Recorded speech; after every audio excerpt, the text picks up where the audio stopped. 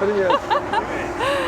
Vengan todos los rusos aquí. Приезжайте все русские именно в этот Starbucks. Son bienvenidos acá.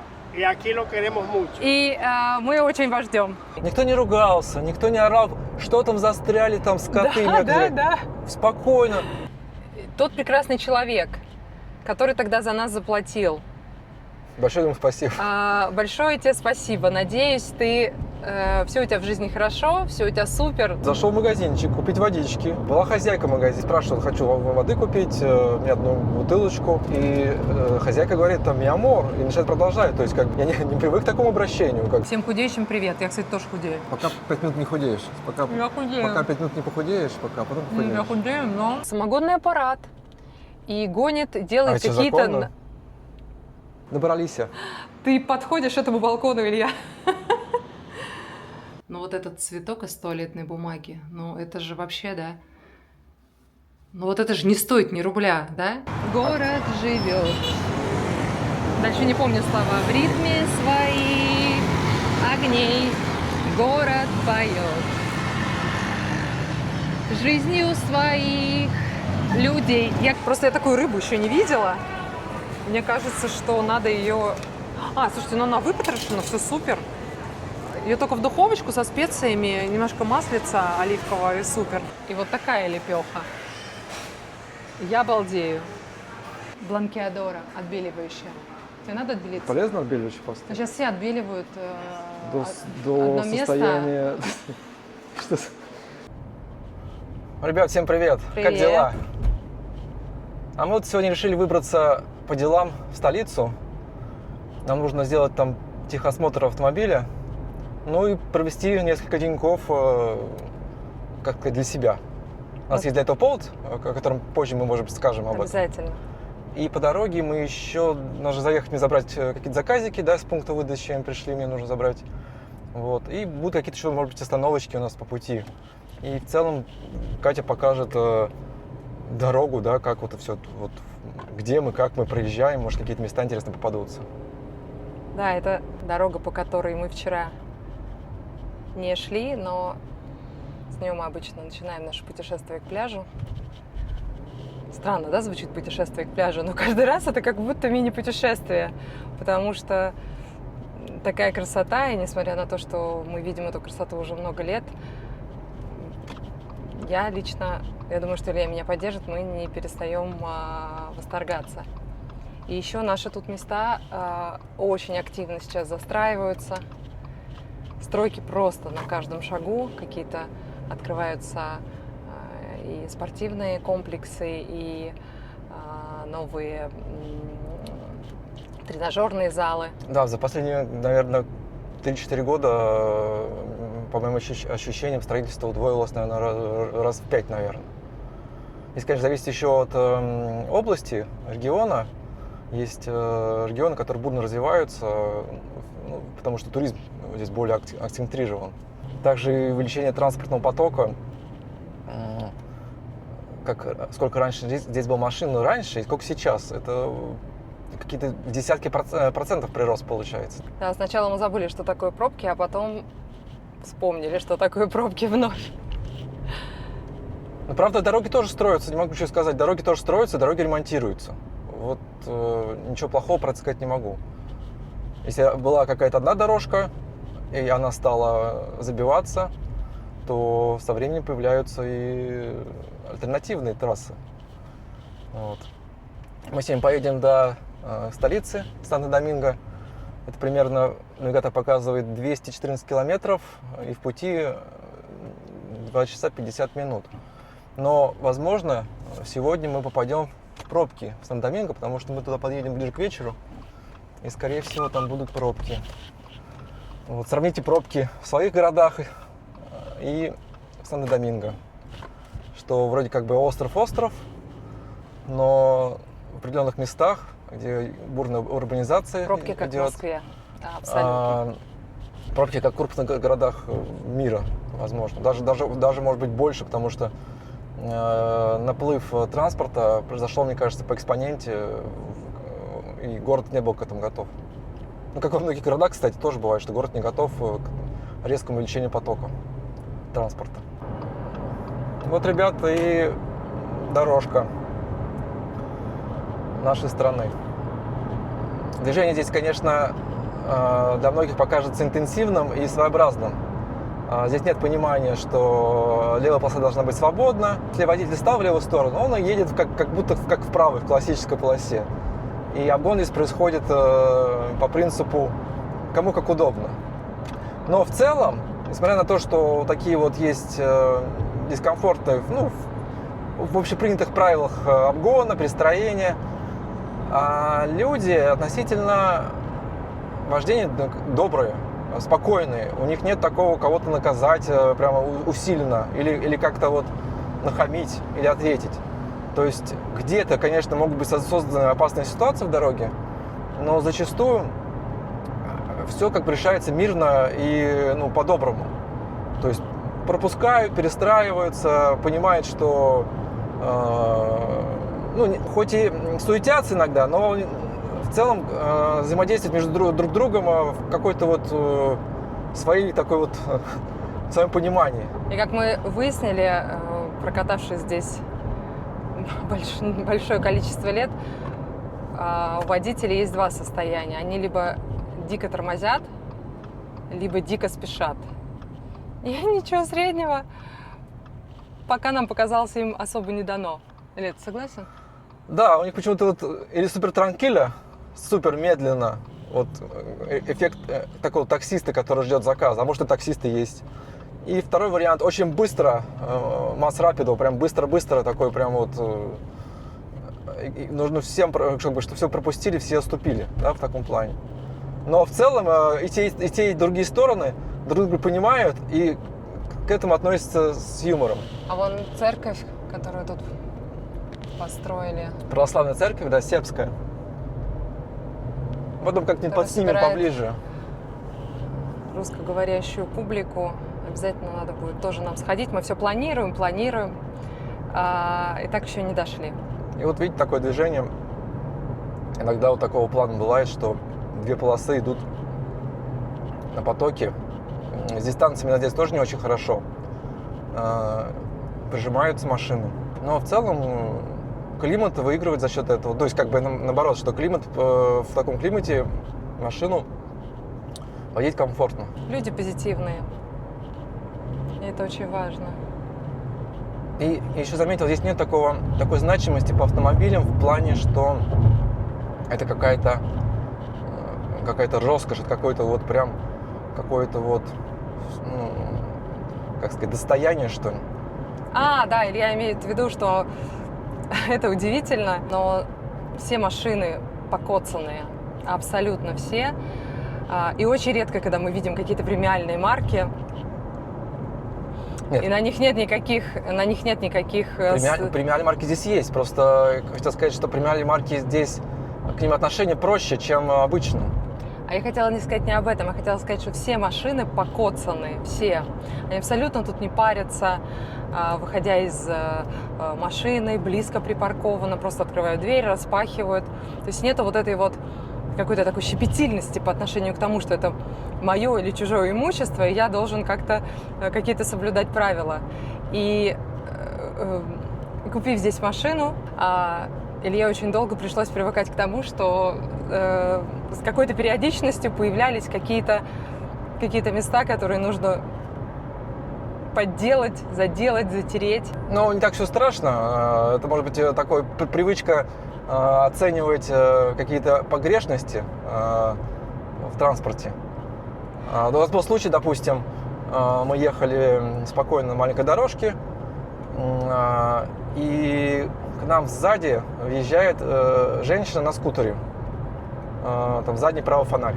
И когда мы уже потом начали объясняться, что, может быть, надо полицию вызвать, там, страховку, что-то такое, решить вопрос, она просто как бы собирает сумочку и уезжает.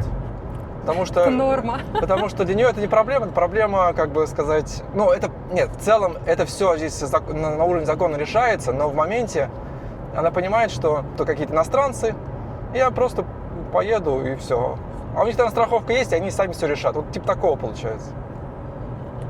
Да, причем мы еще тогда не знали, что когда они едут по правой полосе, они всегда соблюдают определенное расстояние, не прижимаются близко к бордюру, потому что именно с этой стороны всегда обгоняют мотокончи и вот это все движение. И поэтому, да, это очень... Это просто было из-за того, что мы не знали этого момента. Всегда солнце, всегда ясно. Ну, практически всегда ясно, да. У нас был ролик, где было пасмурно, но это исключение из правил. Сейчас надо будет мне забрать посылочку маленькую из пункта доставки. Здесь не работают напрямую Amazon, eBay и подобные сервисы. Здесь как бы идет доставка через посредника. Но тоже все комфортно, удобно. Просто компания забирает сборные грузы из Америки, и сюда они доставляются достаточно очень быстро. Вот. Может, и хорошо, что здесь пока нет каких-то вот Амазона и таких площадок, потому что это все-таки угроза как бизнес, мелкому бизнесу. Большая конкуренция, и мелкий бизнес не сможет выиграть у гигантов. С такой конкуренцией не справиться. Может быть, это хорошо для местного населения. Кстати, по поводу моек здесь тоже интересная тема. Моек вроде много, но всегда на них очереди. И причем нет такого, что машина помыл за 10 минут, 15. Да, всегда нужно ждать, выгадывать время. И это всегда такой некий момент, ты просто попал или не попал. Приехал и помылся или не помылся. Да, и мойка будет разная. Где-то будет работать кархер, да, типа такого, устройства, которое под давлением воду распыляет. Где-то будут руками работать. И все это меняется. И причем нету возможности приехать самому помыть машину, взять кархер на станции, знаете, самообслуживание, и самому помыть. Вот здесь почему-то это не практикуется. Хотя, возможно, было бы удобно сделать это самому, и быстрее даже. Ну, вот такая вещь. Как-то, когда мы один раз обсуждали этот вопрос, наша дочь сказала, что, может быть, надо открыть такой бизнес. Но это же работает, во всем мире это работает, и здесь будет работать. Но мне кажется, что местное население немножко поджаренное ярким солнцем и вот этой общей атмосферой релакса, расслабления, отдыха, как-то не очень хочет стоять с кархером в руках и что-то там самостоятельно мыть. А попить кофеек, пока моют твою машину, не знаю, поболтать по телефону они очень любят. И, в общем-то, эта идея не совсем, наверное, рабочая. Именно здесь. И самое интересное еще, здесь, скорее всего, немножко американская культура идет, потому что вот здесь есть валет парковки, да, когда автомобиль дается парковщику, он его сам паркует. Также на заправках вы не можете сами заправить автомобиль, обязательно заправщик заправляет автомобиль, и вся оплата происходит через него, то есть вы не можете взять пистолет и заправить автомобиль сами. Вот здесь так вот, здесь нет такого. Кстати, да, недавно Илья сказал, что, боже мой, я так соскучился, я так хочу это сделать сам, но здесь просто нет такой возможности, потому что это сервис, и потому что компании, которые работают в сфере услуг, нанимая персонал, просто понимают, что они создают рабочие места, и что это действительно важно. Хоть и средняя зарплата может быть там $500. Наверное, $500 даже это хорошее, мне кажется, потому что есть и меньше. Но тем не менее, мы подъехали. Да, мне нужно сейчас забрать заказик, и я к вам вернусь. Ну, ребят, забрал коробочку с заказиком. Продолжаем свой путь. Выезжаем на трассу. Трасса будет у нас там платная. Здесь магистрали скоростные, они все платные. Есть, конечно, бесплатные дороги, но они очень витиеватые. И время потрачено больше. Как-нибудь тут тоже покатаемся, покажем. В магазин будем заходить? Надо водички купить, наверное, да, скорее всего. Да, возможно, зайдем в магазинчик, купим водички. И будем двигаться в сторону платных трасс. Вот. Кстати, с платной трассы у нас была очень интересная ситуация. Очень интересно, да. Мы только прилетели. Совершенно мы не знали, как... Просто машину нам доставили в аэропорт. И... Нет, Илья знал. Он спросил у этого мужчины, А как с трассами? Вот, наверное, надо будет какой-то нал, да? Сможем мы оплатить картой? И он сказал, да, наверное, сможете, никаких проблем. А у меня были купюры, доллары. И минимальная купюра была $100. И я не стал снимать банкомат искать. Я думаю, мужчина сказал, что Человек занимается работает арендой, здесь, да, да, занимается наверное, машиной. разбирается. Сказал, что да, нет проблем. Подумали, ладно. Вот. И мы подъехали к первому пункту. И мы поняли, что никаких терминалов для оплаты здесь нет. И судорожно стали искать какие-то мелкие доллары и нашли старый доллар, который когда-то нам Как сувенир в подарил, кошельке, который лежит сувенирчик. всегда, да. И им мы расплатились, его хватило. Но мы не знали, что... Не, ты забыл, Катечка, сказать важно. Нет, что мы я не им забыла? расплатились. Мы встали в очереди, по-моему, на следующем пункте. Нет, мы расплатились на первом первом пункте пункте. Всё именно тогда. этим долларом. И Да, были да. довольны, что мы его нашли. Да. Но мы не знали, что нас ждет еще один или два даже, Два да? даже, по-моему. И подъехав на следующий, Поехали на следующий. Мы как раз, возможно, да, по-моему, нашли еще $1, где-то там прям в дебрях каких-то кошельков старых, там, не знаю, это закладках. был безумный стресс. То есть, представьте, вы прилетели, утро, машина, другая страна, долгий перелет, мы летели 12 или 13 часов.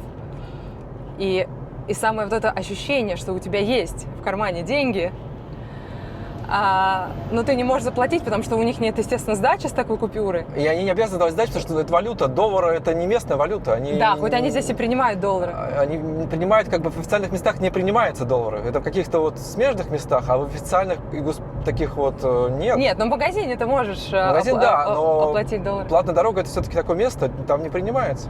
И в итоге мы понимаем, что... я помню, что, по-моему, у нас была какая-то часть этой суммы, там что-то... И мы объясняем этой девушке, что у нас просто нет денег. Вот мы ей показываем наш кошелек, что, Нет у нас, песо. что у нас лежат доллары, но у нас нету оплатить проезд, а нам надо. И что вы думаете? Естественно, там небольшая очередь за нами образовалась. И человек, который стоял за нами, подходит к этой девушке и оплачивает за нас проезд. И вот в тот момент тогда я уже где-то, мы, наверное, или я тоже поняла, мы поняли, что это был такой какой-то шок, наверное, позитивный. Никто не ругался, никто не орал, что там застряли, там скоты некоторые. Да. Спокойно, стоит очередь, она может, ждет, да, что происходит. Мужчина подошел, что происходит? Выяснилось, что мы иностранцы, у нас нет местной валюты, мы были к этому не готовы. Нет, я даже вспомнила, как это было. Когда эта девушка поняла, что у нас нету, но деньги есть, она пошла к той машине и сказала: слушай, тут такая ситуация, не найдется ли у тебя за них заплатить? Я помню, или как она сдачи отошла. не найдется. Да, не найдется ли у тебя, чтобы они проехали, потому что если они не проедут, ты тоже не проедешь. И это было невероятно. Это было, во-первых, это был...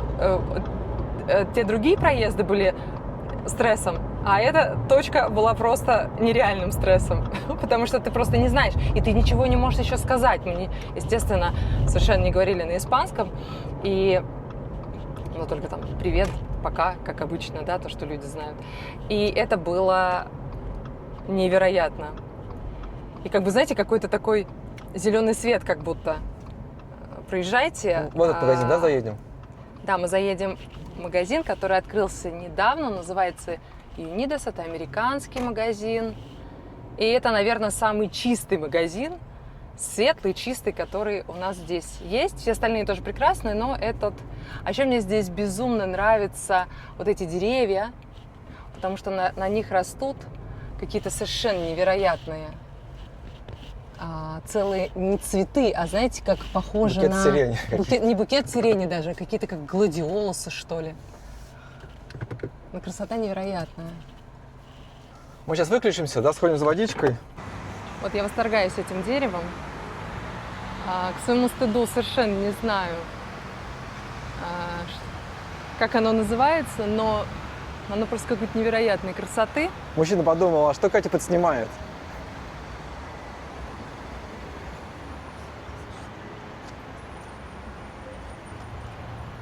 Идем. Вот Идем как, мы вот как сниматься без очков? Это же невозможно. Вот вы нас простите, там наша дочь прекрасная, она не хочет сниматься, но попала Тысяча в кадр. извинений, да. Как сниматься без очков? Никак. Вот когда такое солнце, вечерочком это норм. Но сейчас это абсолютно невозможно. Ну так вот, прекрасный Юнидес.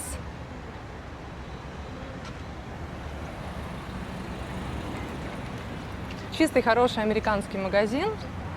Вообще магазинов в Это не реклама, последнее мы не время заплатили за у это. нас открылось очень много.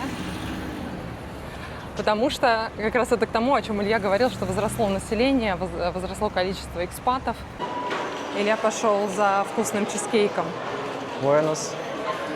Это чизкейк? Puedo uno. Мы обычно берем вот тот с маракуйей. Есть с маракуйей, есть с каким-то вареньем. И есть баски чизкейк. Es fresco, ¿sí? Con tarjeta. No.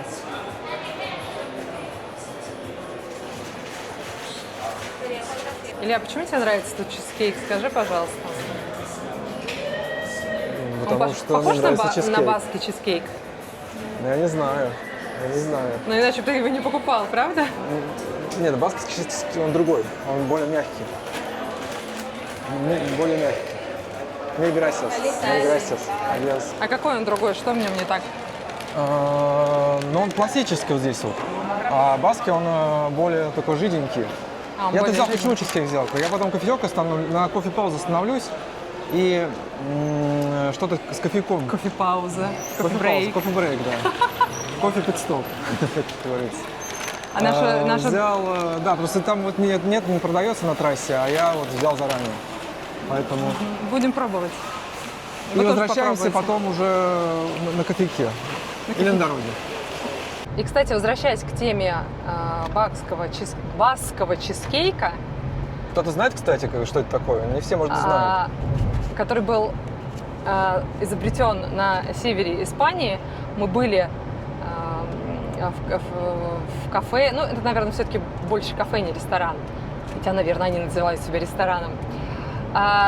И смысл в том, что баскский чизкейк, в нем отсутствует вот эта подложка из печенья, которая есть в обычном чизкейке, и он более нежной, влажной консистенции, да, то есть он выпекается, потом отстаивается ночь в холодильнике, и получается, что по бокам у него консистенция достаточно такая плотная, как у обычного чизкейка, а внутри он влажный.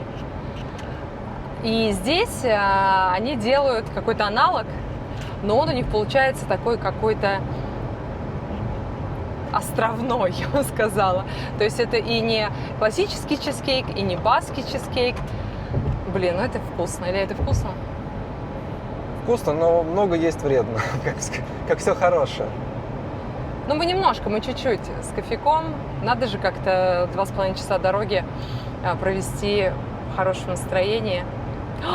Боже, знаете, что я сейчас увидела? Это было прекрасно. Но в моменте вот этот кадр не поймать. Но я обещаю, что я обязательно как-нибудь этот кадр сниму. Мы проезжаем сейчас эстакаду, которую построили. Здесь всегда были пробки при подъезде к аэропорту, потому что здесь большой трафик и в сторону аэропорта, и извне. И только что пролетел красивый джет. Здесь мы сейчас поедем, и здесь пролетают прям самолеты. Здесь птички порхают большие, железные. Да, но большие птички Каждый... не очень впечатляют, а вот маленькие классные джеты очень мотивируют. И как-нибудь я попробую это заснять и показать. Что самое удивительное, да, для меня было открытием. На острове находится, по-моему, как я не ошибаюсь, 5 аэропортов. 5 аэропортов точно у нас тут есть, да. Прикольно. То есть можно, по сути, в любую точку приземлиться, в которую ты хочешь, да, и не мотать через весь остров. И это удобно. Сейчас мы будем выезжать на основную уже трассу. Кстати, дороги здесь были, и по которой мы едем сейчас, и по которой поедем, которая соединяет эту часть острова со столицей, построили, наверное, уже лет 15 назад. если не больше. Когда, 15, когда лет, наш лет 15. регион здесь Или открыли. лет 16 назад. А до этого мне даже... Надо, кстати, как-то загуглить, посмотреть, какие здесь дороги были до. Люди же как-то тут передвигались. Что это были за дороги? Ну, дороги были. А какие? Грунтовые.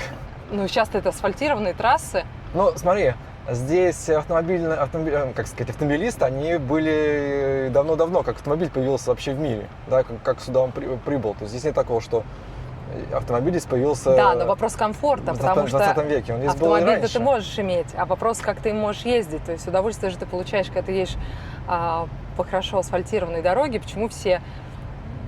У меня, кстати, есть такая мечта. Ну, она реализуется, наверное, конечно, я думаю, я У уверена. нас мест нет, извините. Мечта проехать по Дядя, прости, немецкому автобану. Илья, поддержи мою тему про автобан. Как ты думаешь? А я хотел сказать про место автобан. Я хотел одну вещь сказать, может быть, кому-то интересно будет. Что здесь с полицией, что здесь с ограничением скорости, что здесь с местом колоритом. Здесь нет таковой полиции. Нет, не так. Здесь полиция есть. Здесь нету дорожной полиции. Есть ограничение по скорости, конечно. Сейчас мы едем 100 км в час, указано ограничение по скорости. Но задача, это должна даже, получается, гвардия стоит на дороге. Национальная гвардия на дороге, она отслеживает вашу максимальную скорость. Больше у нее задач нет. И больше, как сказать, наверное, прав каких-то дополнительных, там, отслеживать зебру, отслеживать какие-то вот перестроения, отслеживать... Да, и немножко вас Нет такого. поругать, если вы скорость нарушили, а больше они ничего сделать не могут. Но почему-то, учитывая... А, кстати, вон, если присмотреться, видно вот там вот самолет, да, и джет я обязательно сниму. И так вот, всегда почему-то нас останавливают, когда мы... Нас не останавливают. Останавливают. Останавливали. Нас много раз проверка? останавливали, Это проверка. да, но всегда разговор строился, что мы соблюдаем скорость, но тем не менее у них почему-то она всегда выше, и обязательно какая-то такая ругашечка прилетает. Могу сказать так, может быть, поначалу мы могли допускать какой-то допуск по скорости, а сейчас мы практически по скорости нас никто не тормозит, только проверка документов какая-то вот избранная бывает, и все. А когда мы превышали, возможно, мы где-то превышали, на 5-10 превышали, поэтому нас остановили. То есть у них нет задачи наказать и собрать дань какую-то. Они как-то больше стоят в том плане, что нужно сдерживать какие-то выходки людей, потому что все люди разные, да, мало кто-то решит там 200 промчаться, да, потому что дорога позволяет, она прямая идет до столицы, только с какими-то подъемами и спусками, но в целом она прямая, без всяких поворотов, поэтому у кого-то есть соблазн здесь разогнаться. Подъезжаем к первому такому пункту, на котором мы... Это вот как раз, наверное, вот тот, на котором мы тогда застряли. И тот прекрасный человек, который тогда за нас заплатил. Большое ему спасибо. Большое тебе спасибо. Надеюсь, все у тебя в жизни хорошо, все у тебя супер. Ну, и, скорее всего, мне кажется, это был 100% не турист, да, это был местный, потому что местные очень добрые, отзывчивые, теплые, такие радушные люди. И когда мы с Ильей говорим про остров, мы всегда говорим, что самое главное, самое большое достояние – это люди. И я даже помню, мы с дочкой ехали на такси из магазина, и к нам попалась женщина-таксист, и мы какой-то перебросились несколькими словами, и она спросила: а что вам нравится в Доминикане? Что вам нравится на острове? И это просто вылетело, естественно, я ей сказала: самое главное, это прежде всего, это люди. Потому что какая бы ни была ситуация, что бы у нас ни происходило, интернет, например, мы переезжали из одной резиденции в другую, и у нас 3 недели не было интернета, нам нужно было, естественно, работать. Ну, представьте, вот 3 недели вообще у нас был только мобильный интернет, да? Да, мобильный. Мобильный интернет. И нам помогали все люди, с которыми на тот момент мы были знакомы. Потому что Я не могла сама... Ну, единственное, что я могла сделать, это оставить заявку, но я не могла не поговорить ни с кем, потому что я просто на тот момент вообще не понимала испанский. И учитывая, что все-таки есть еще акцент и быстрота речи и так далее. И масса других ситуаций.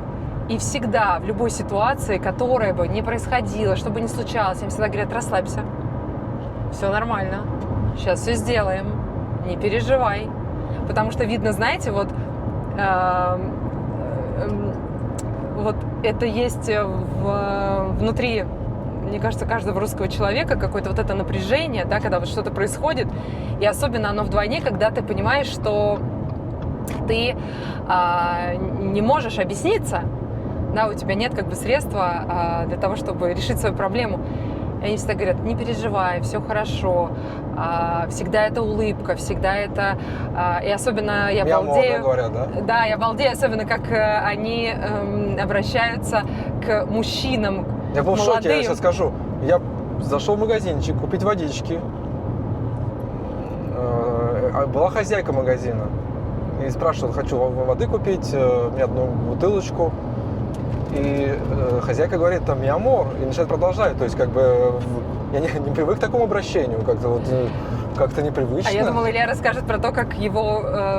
«Миамор» это «Моя любовь». моя любовь. А Это еще такое его выражение. неоднократно называли «ми принципе», а это «мой принц». И это тоже норма. Или «ми рейна», они говорят, «моя королева».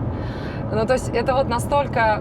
Ну, вот представьте, да, это же это и знакомые, и незнакомые люди могут быть.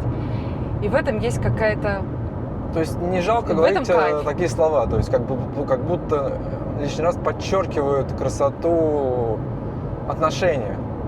Вот нет вот скупости в этом вот плане. эта открытость, да, вот это душевное расположение, что ты можешь вот просто сказать «моя любовь», но не в значении, что ты с этим человеком в каких-то близких отношениях, да, или вы пара, а в том, что просто вот они просто так говорят. И в этом какой-то есть какой-то класс, да? Да. Это есть какой-то центр притяжения, что ли. То есть мы-то в своей природе, по прошлой жизни городские жители, и все это в спешке, в суете, где-то даже, как сказать, бывает какая-то негативная реакция со стороны людей, где-то какая-то, толкание в чем-то, какое-то отстание в очереди, кто первый, кто последний, что стоишь, давай быстрее. И для нас оказалось здесь это совершенно по-другому. Да, и, кстати, знаете, еще интересно, я до сих пор не могу... 5 лет прошло, а мне кажется, я до сих пор не смогла городской ритм жизни сменить на такой островной, пускай даже назовем это сельский, да, вот такой вот неспешный. Вот, и я иногда, вот даже сейчас мы стояли на кассе, покупали воду, и я суетилась, потому что рядом была касса, где 10 товаров, и она быстрая, в нашей кассе почему-то очередь не двигалась. И я все время ловлю себя на мысли, как они, местные, совершенно по-другому себя ведут. Они абсолютно спокойные, они абсолютно не торопятся, они не бегают из кассы в кассу, у них этого нет вообще. И я себе говорю: Катя, пожалуйста, не надо. Уже другая обстановка, тебе не надо. И вы знаете, есть в этом есть какое-то особенное какое-то удовольствие.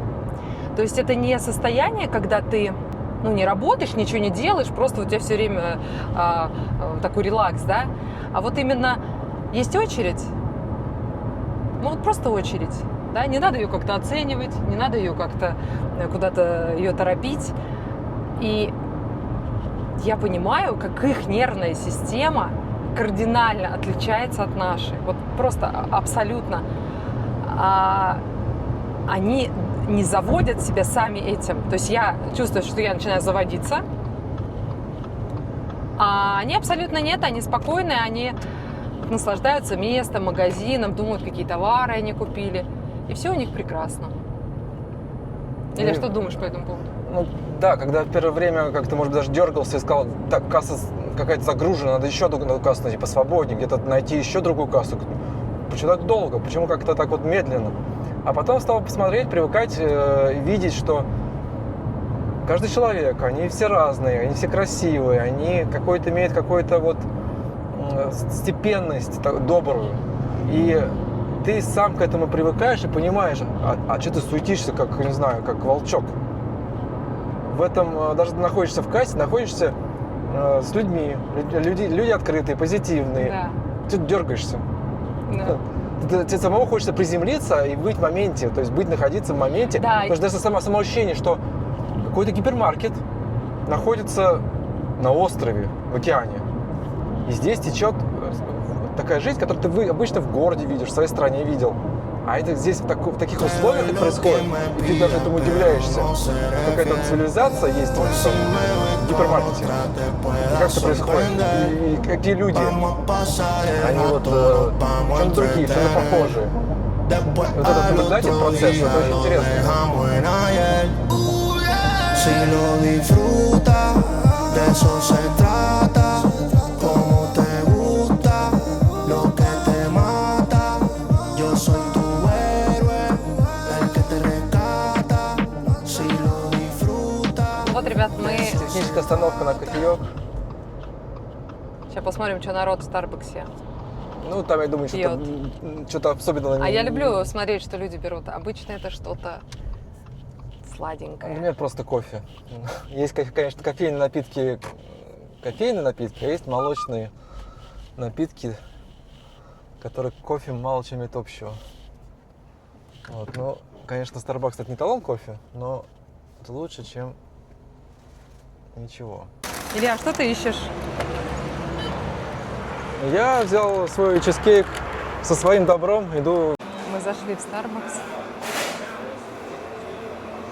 Илья, что ты будешь? Я классику американо возьму. А ты? И это всегда вопрос. Вообще, наверное, капучино.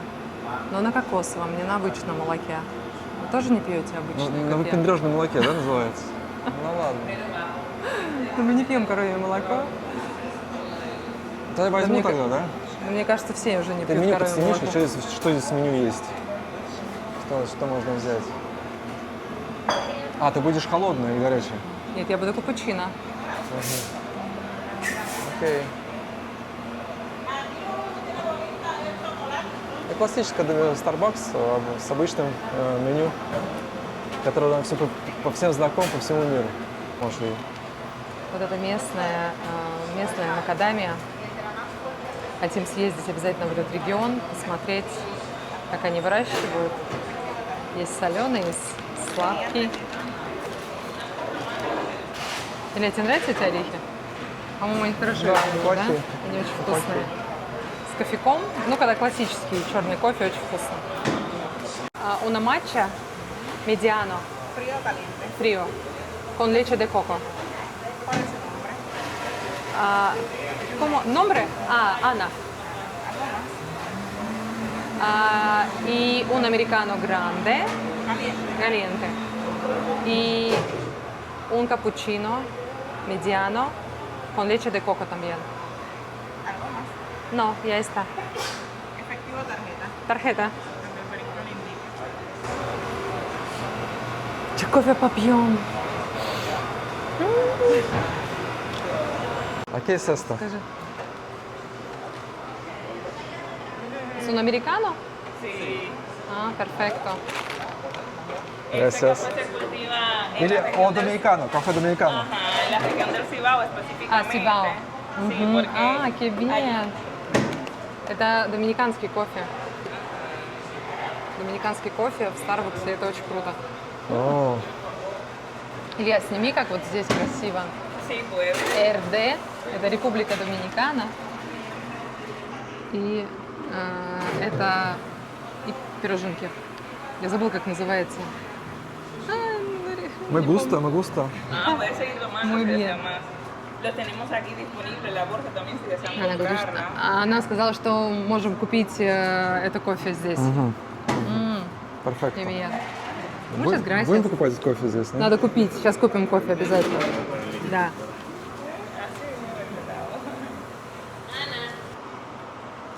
¿A podamos comprar café República Dominicana? Sí, ¿a dónde está?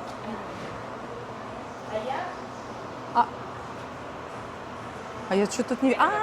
окей.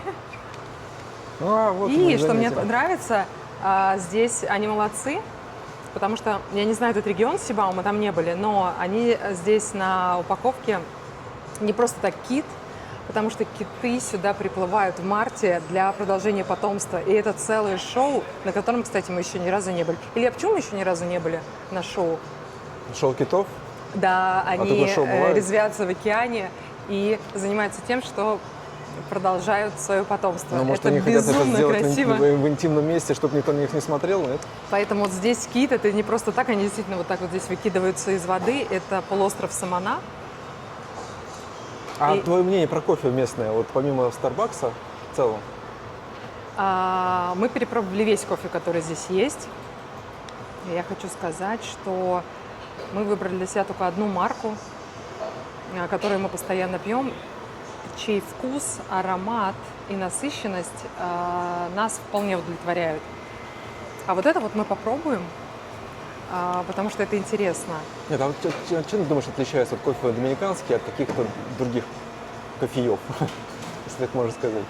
Доминиканский кофе, он не выпендрежный, он не, например, вот колумбийский кофе достаточно кислый, очень специфический на любителя. Доминиканский кофе, в принципе, может понравиться абсолютно любому человеку. Не Но он кофеману, и особенный, он кофемана. чувствуется, что он какой-то свой. Есть такое понимание? Он не похож на... Он отличается. Он такой же мягкий, нежный и приятный, как сама Доминикана, как люди. Он То есть вот он мягкий, да. полностью отражает страну абсолютно. Он не горький, не кислый. Он не горький, не кислый. Он такой комфортно мягкий. Он не горький, не кислый, и он вот сбалансированный, потому что когда мы неоднократно были в Колумбии и пробовали там кофе, это всегда очень совершенно другой вкус. И ты думаешь, а вот я приеду домой, и там будет мой сбалансированный, такой приятный, нежный, но при этом все равно с характером, ну, таким с позитивным характером, да, не с кислым, не с каким-то там еще, а вот это мы попробуем дома, я прям сварю, Берем и кофе, мы да? на балкончике Покупаешь? его попьем. Да, обязательно мы купим. Но если уж мы пришли, была презентация, мы нашли, как можно охарактеризовать вкус кофе.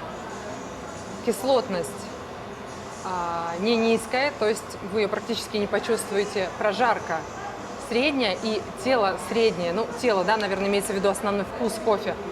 Поэтому доминиканский кофе – это про такой органичный по вкусу аромат, цвет и вот составляющие, да, которые мы чувствуем, когда мы пьем кофе. Это то, что пьют подростки. Матча холодная, а родители пьют хороший кофе. А родители пьют то, что пьют. Да? По настроению, да. Наверное, сегодня тоже что-то будем пить. Но я не пью. У меня будет безалкогольное шампанское. А почему тебе шампанское будет? Сейчас прям? На остановке? Нет, Шампанское? будет сегодня, я сказала, шампанское. Понятно. Окей. Не будет? Понял.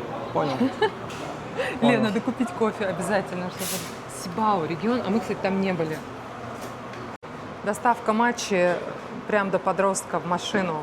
У вас тоже подростки игнорят, не хотят с вами проводить время? Если что, напишите в комментариях, побеседуем об этом. Я вернулась. Мы так будем сидеть далеко Как друг на от улице друга. температура? Жарко?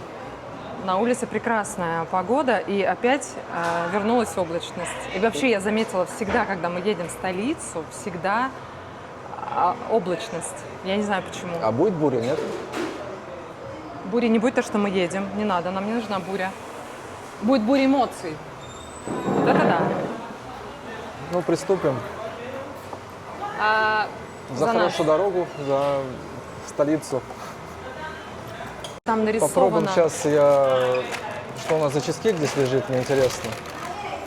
как это выглядит. Надеюсь, мне здесь отсюда не выгнать за то, что я здесь его ем. Потому что все-таки это не их блюдо, это привезенное, привнесенное. Но доминиканцы люди добрые. Я думаю, они это...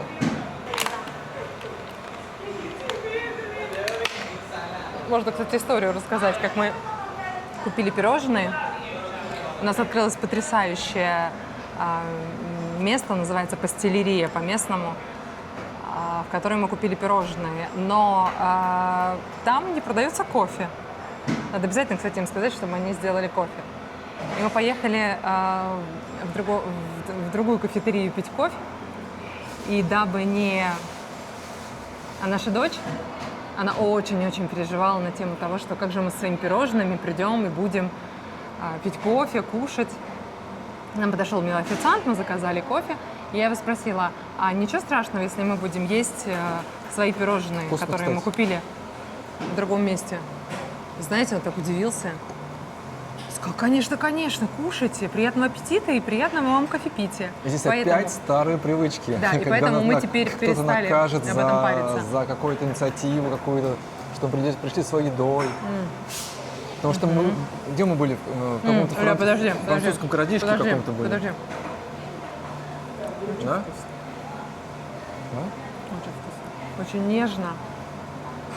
И не очень сладко. И волшебно. Вот с кофе, с не сладким кофе просто шикарно. Такой кусочек на жирником, мягко сказать. Но один-то ты сам-то ты не справишься, да? Приходится помогать. Но. Вкусно. Нужный вкус, Сверху да. сгущенка. Да, да. Но, кстати, сгущенка, мне кажется, что это их вот местный колорит на чизкейк сверху. Чизкейк поливать сгущенкой, да? Такой вареный сгущенкой. Как он называется у них? Дульце? Лечи дульсе. Лечи дульце. Всем худеющим привет. Я, кстати, тоже худею. Пока 5 минут не худеешь. Пока Я худею. пока 5 минут не похудеешь, потом похудеешь. Я худею, но я поняла, что иногда можно. Иногда можно. Иногда даже нужно. Главное, нужный момент подобрать, и чтобы не сильно себя, как сказать, это кусать, наверное, да? Желательно не вечером. И опять же, работает правило, да? Ты можешь вот съесть такое калорийное, сладкое, но ты просто не покупай это домой. То есть не бери это в рацион. Покупай побольше. И побольше, я думаю, не держи, да. Нет, побольше не надо. Просто попробовал, ну, домой не тащит все это, да? Не делай своим рационом каждый раз. Вкусно, приятная обстановка. И что самое интересное, мы не сняли это, сейчас будем выходить, покажем. Раньше это Starbucks, который просто на трассе, да, то есть он не расположен в каком-то городе, здесь вот нет рядом города. Его, кстати, здесь очень не хватало. Но здесь не было вот этого прекрасного человека, который есть в любом практически заведении, который есть на острове. Этот человек очень важен. Называется он Seguridad Privada. Это охранник, который открывает и закрывает дверь всем входящим людям, которые с тобой здороваются. И он здесь появился. Он тебе улыбается, он тебе говорит привет, как дела? И Starbucks не стал исключением. Они тоже наняли такого прекрасного себе человека. Ну, мы продолжаем худеть с вами, да? Я за вас худею. Здесь, кстати, профессия охранника, она, наверное, одна из самых массовых, потому что он как и охрана выступает, человек, и как мягко сказать, как дворецкий, да, как метрдотель. Да, он дворец. То есть он, знаете, вот вы приходите, В банк, вот, например. например, мы ходили с Ильей, когда мы только начали заниматься там счетами, карточками. И ты заходишь, ты вроде как бы нервничаешь, да, но ты неплохо еще говоришь по-испански, ты не понимаешь, не знаешь, как бы, как все устроено. Но этот человек открывает тебе дверь, говорит: здравствуйте, проходите. И у тебя уже половина стресса, все уже срезалось, ты немножко расслабился. И мне кажется, это очень-очень круто. И это здесь везде, куда бы вы ни пришли, неважно, это может быть и ресторан, и магазин обычный, и банк, и вот даже Starbucks сейчас. Да, здесь охранник То есть иногда это выступает больше, чем охранник, он не говорит, это не мой вопрос, идите там, спрашивайте у менеджера. Он часто где-то помогает, он направляет, он... Да, даже знаете, что даже я помню? помогает с очередью как-то, ну, как Я сказать, выбрать. вспомнила первый наш день, когда мы прилетели. Мы сегодня про наш день уже говорили, да, про то, как мы ехали, и за нас заплатил этот прекрасный человек. И в первый день нужно, естественно, было поменять деньги. И я зашла в первый банк попавшийся. И в этом банке первый, естественно, кого я встретила, и кто встретил меня, это был охранник. И он мне сказал, я ему сказала на английском, он, естественно, ничего не понял, но он понял, я показала ему деньги, и он понял, что мне надо их поменять. И он меня направил в кассу, куда надо пройти. То есть это такой вот помогатор. Это очень круто. Такой встречающий человек. Он встречает и кого-то усаживает, кого-то направляет, следит за порядком. При этом может подойти и сказать: мужчина, снимите, пожалуйста, головной убор. Да, или Вежливо, присядьте здесь. вежливо. То есть Да. не так, что а ну снял шапку немедленно. Нет. Садитесь, но, пожалуйста, снимите кепочку. И, кстати, здесь вот культура по одежде, она имеет какую-то свою вот ценность, потому что здесь не принято, допустим, как мы привыкли, вот жара, тепло, мы ходим в шортах куда угодно. Нет, здесь приходишь в какое-то учреждение, часто государственное учреждение, и все-таки здесь есть дресс-код. Мужчина не может прийти в шортах. Это неправильно. Как в церковь, вот мы не ходим в шортах, допустим, да? А я, Ходим- кстати, видела, Илья все время одевает, когда мы ездим, здесь есть большой храм, самый большой храм, да, в Карибском регионе. И он всегда, ну, соблюдая свою какую-то внутреннюю, да, следуя своей внутренней Да. культуре, надевает Как- брюки. Но я видела мужчин, которые ходят в шортах. Может, они Замечания никому никто не делал. И обязательно мы снимем, покажем этот храм, потому что это что-то невероятное. Это невероятное, мощное сооружение. Ну, оставим на потом. Да, и когда я Пусть- думаю, пусть боже пожалуйста. мой, остров и такое здание, это что-то фантастическое. А в храме, может, не сказали, да, но имели в виду. А в учреждениях государственных точно подойдут и скажут, что, извините, там мужчина, молодой человек, но в таком виде здесь, как сказать, нельзя ходить. Да. Потому что какие бы ноги не были волосатые, депилированные, это не повод, чтобы ходить, так сказать, в неполных штанах, так сказать. Брюки превращаются в элегантные шорты. А у нас, наоборот, элегантные шорты должны превратиться в брюки, в которых вы можете пойти куда-то, в какое-то официальное учреждение. Да. Но мы продолжаем за вас худеть. Мы сейчас докушаем свой кусочек небольшой, мягко сказать, Ничего себе и небольшой. двинемся дальше. Я уже наелась. Поэтому Очень вкусно. до связи. Дальше едем. Mil gracias. Адиос. Adiós. Что-то надвигается. Что-то будет. Ух ты. А если будет поливалка, то будет серьезно. А ты хотел что-то еще купить, да? Перекусить? А, здесь есть кафешка, где продают типа пирожков. Это эмпанады. Эмпанада по-испански. Давайте зайдем посмотрим, что там.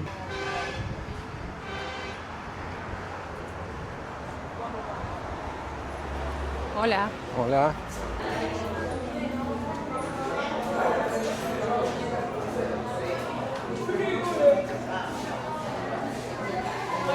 Chicharrón. Hola. Chicharrón. ¿A qué es? ¿A qué es esto? Cativías. ¿Con quién? Esto con empanada de yuca con diferentes rellenos. ¿A este?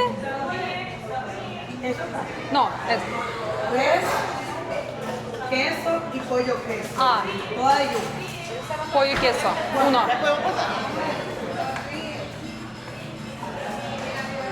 Para llevar.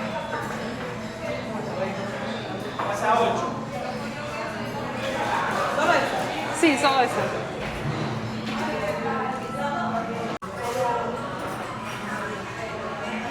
Этот бренд, Давай покажем. бренд. Давай покажем пирожок.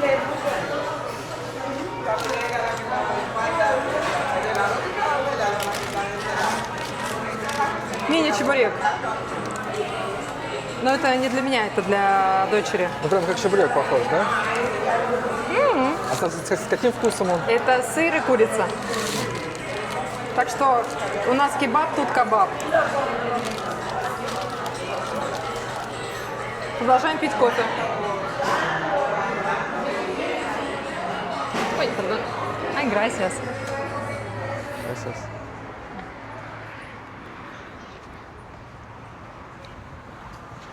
Видите, вот охранник, он еще машину помогает выстроить. Adiós. Adiós. Nos vemos. Nos vemos. Adiós. Bye bye. Bye bye. Chao. А puedes decir para mi gente en ruso привет, привет, привет, Privet. О, привет, Privet. привет. Си. Ok. О, qué bien. Привет. Muchas gracias. Ok, Daniel. Gracias. Даниэль. Daniel, La Romana, República Dominicana, kilómetro 10 de Comayasa, Starbucks. Он сказал, что его зовут Даниэль, и он здесь работает, и вот в Старбаксе. Такой Перфекто, прекрасный человек. перфекто. Vengan todos los rusos aquí. Приезжайте все русские именно в этот Старбакс. Son bienvenidos acá. Y aquí lo queremos mucho. И мы очень вас ждем. Поэтому, Перфекто. ребят, русские, давайте поменяем Starbucks пунтакановский на вот этот. Y arriba, bueno. Bueno. Sí. Окей, muchas gracias. Ok, adiós. Gracias, adiós. Adiós. Bye. Adiós. Chao. Adiós, nos vemos. Nos Увидимся. Bye, bye. Ну какие прекрасные люди. Вот я не перестаю удивляться людям. Абсолютно никаких там каких-то заморочек, стеснений. Я бы попросила, скажи, пожалуйста, для русских, для наших людей прекрасных. И он быстренько все сказал. Вот так и надо жить. Легко, без страхов, без комплексов, без всяких таких штук, А мы которые продолжаем. нам мешают. До столицы 109 километров, но ехать час 47, видно, пошли пробки вечерние. Поэтому мы, возможно, там уже продолжим в подъезде к столице. Да, Поэтому увидимся. вперед вместе с нами. Вот мы практически Да мы въехали, не практически. въехали уже, да, в столицу, в Санто-Доминго. И скоро дорога станет пошире, и скоро мы въедем в пробочку. Так интересно, все время, когда мы приезжаем в Санто-Доминго, я раньше думала, что это не закономерность, сейчас понимаю, что это закономерность, потому что мы опять едем, и опять облачно. Очень Вот интересно. уже море Карибское с левой стороны. Сейчас за деревьями здесь, может, не видно. Море Карибское, когда мы поедем в обратную сторону, и будет солнечно, цвет воды, который вот именно здесь, такого цвета воды я не видела нигде. И когда я раньше, это был, наверное, год 19-й, перед Новым годом очень хотели куда-то вырваться из Москвы. И я помню, как я смотрела каким-то невероятным ценам дорогущие туры в этот регион. Но я больше рассматривала Мексику. Хотя Доминикану я тоже смотрела. Уже практически ничего не было. Оставались какие-то... Уже ничего не оставалось. И вот этот цвет воды, я не могла поверить, что он именно такой. И он именно такой. Самое красивое море по своей бирюзовости, по своим вот этой вот насыщенности. Это Карибское море. Далее. Да, вот уже пробочки, может быть, начинаются, да? Да, Карибское море отличается по цвету. Не хочу какие другие моря принижать. Нет, Но- здесь не в принижении дело, мне просто оно кажется, действительно признано какие самым парам- красивым. Какие параметры?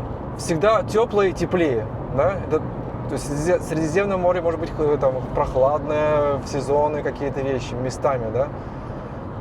Цвет тоже выдающийся, то как бы, да, что там может быть еще? Вот, ну, для купальщика условно, да, температура воды максимально комфортная, прозрачность высокая, цвет потрясающий. Да. Песчаные пляжи.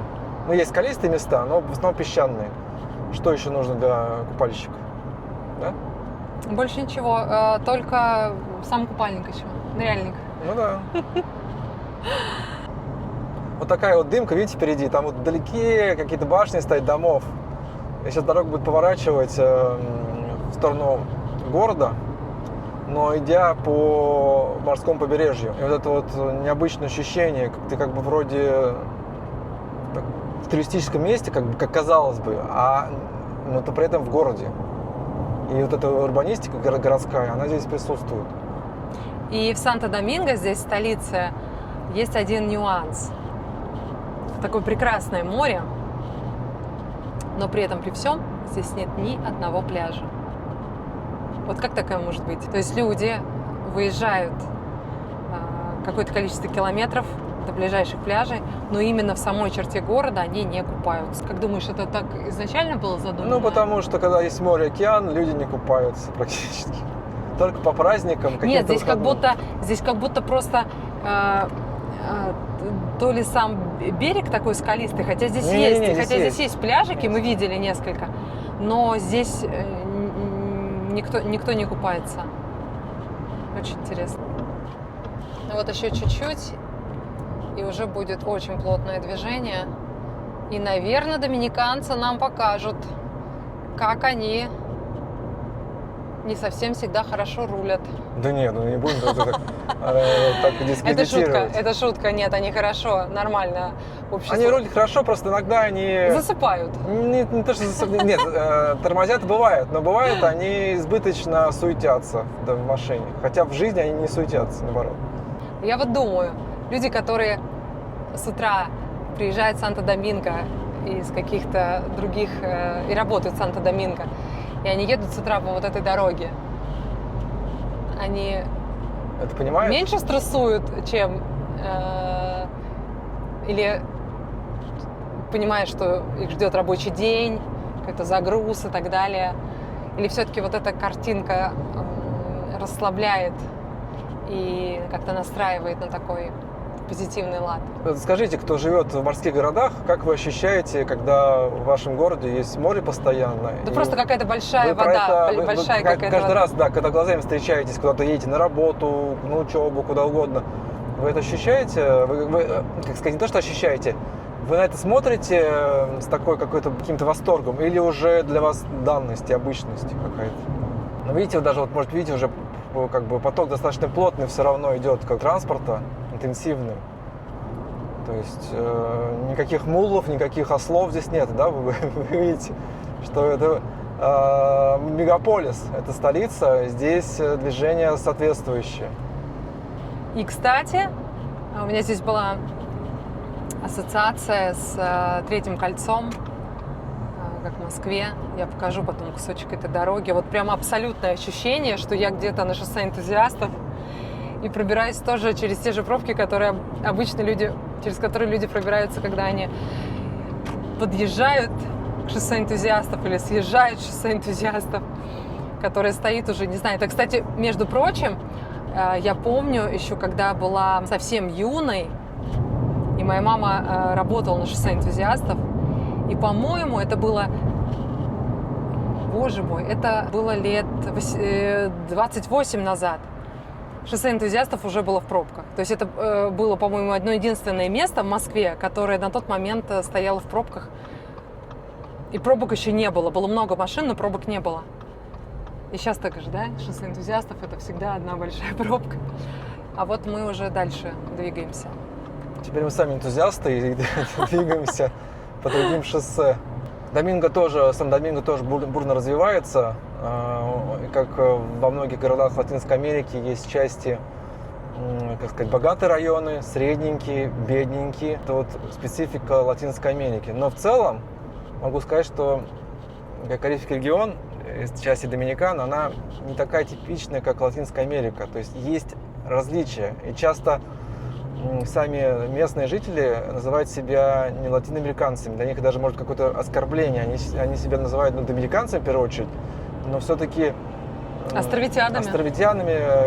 карибенья, да, то есть Карибенью, да. люди, которые именно к этому региону относятся. И когда ты приезжаешь в Доминикану, ты это чувствуешь. С тобой таксист начинает разговаривать, общаться, с тобой какие-то вопросы задаются, то есть какое-то внимание, музыка включается. А в других странах Латинской Америки там часто поспокойнее, поскромнее, то есть как-то вот посдержаннее. То есть чувствуется тепло. Это даже такой немножко эффект, хоть я не жил в 60-е годы в России, в СССР, но такое ощущение, что вот здесь такой момент ламповый по людям присутствует. Вот какая-то вот такая вот а-ля 60-е Советского Союза. Вот сейчас будет мост у нас через реку большую, и как раз будет уже более такой основополагающий въезд в столицу. Ну, кстати, на удивление, Катя, нету, да, пробок? Смотрите. Только в обратную сторону. Люди выезжают сегодня из у нас города. Четверг, да? Четверг вечер.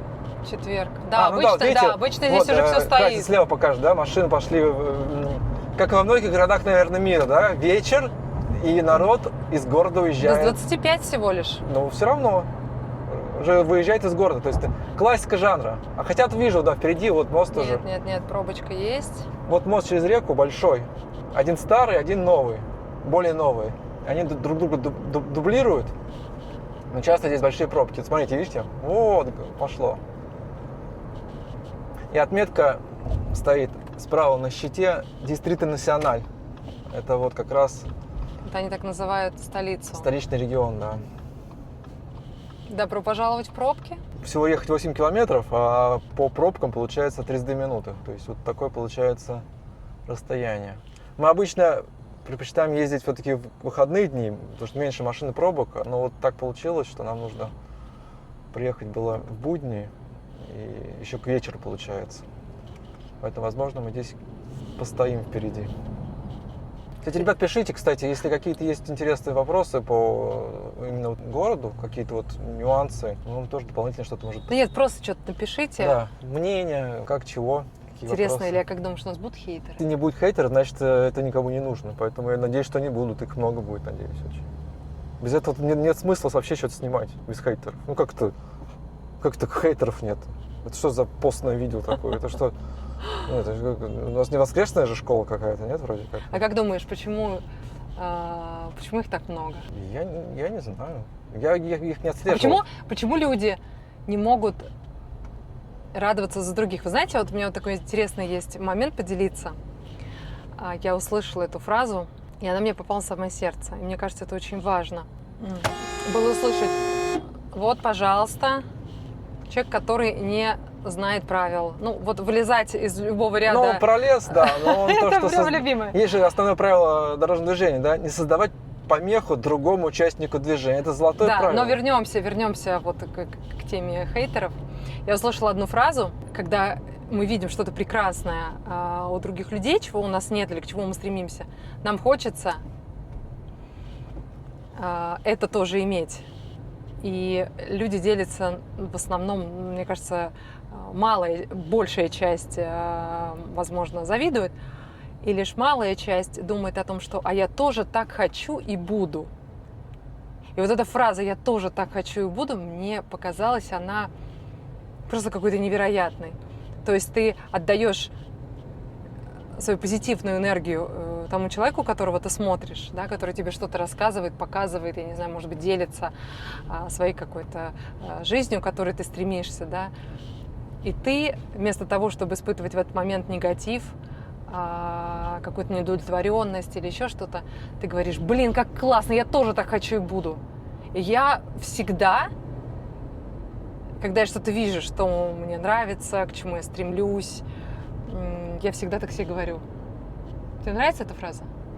Ну, ты связал это с хейтерами профессии. Почему я сказала про хейтеров? Да. Потому что людям не нравится то, что вы осмелились что-то делать, то, что вы осмелились, я не знаю, себя снимать, показывать, неважно, какой это контент, короткий, там, длинный, вы ролики снимаете или какие-то смешные, я не знаю, штуки. А они не могут этого делать, поэтому они находят у вас изъяны, у вас что-то не так, это не так, тут вы не так сели, не так встали, не так оделись и так далее. Да? Ну, как работает хейт, мы знаем, да, вот так. Но просто, я еще раз повторю, хейт – это нормальное явление для публичности какой-то. То есть YouTube, может, какие-то Instagram. Я, честно говоря, не особо читаю комментарии практически к Тебе видео. придется.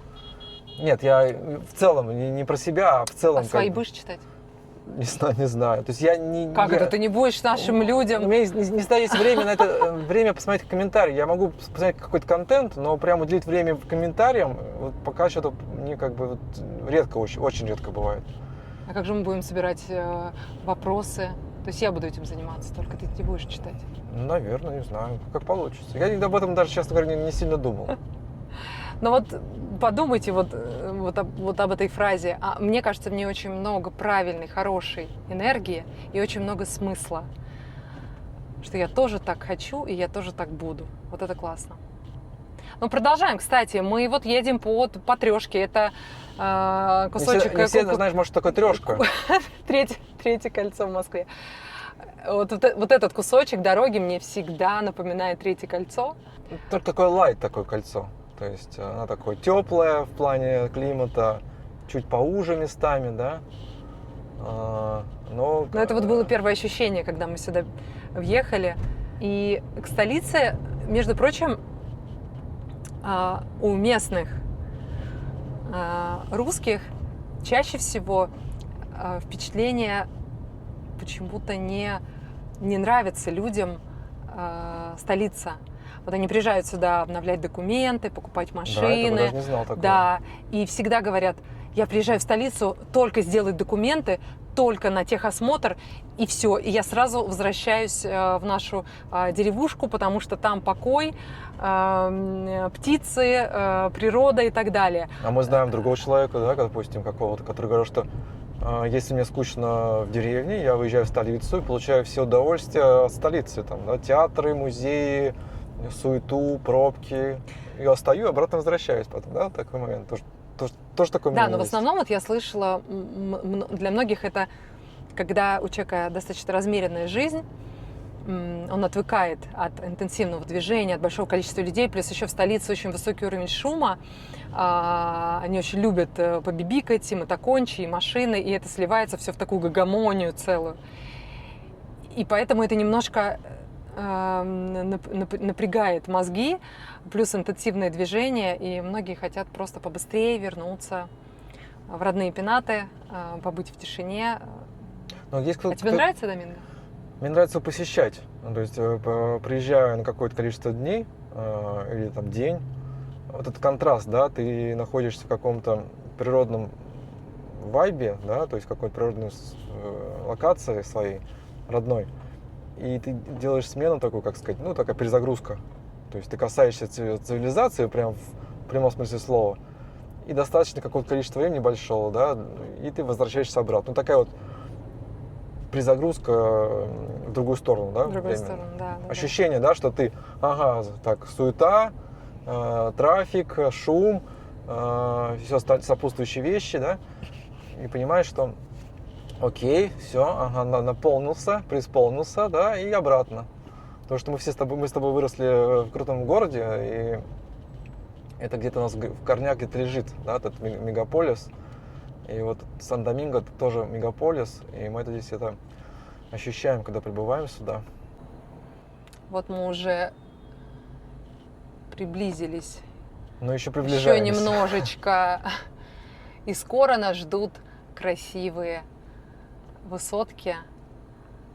Мне очень нравится, что в некоторых районах эти дома с таким внутренним садиком, со своей парковкой.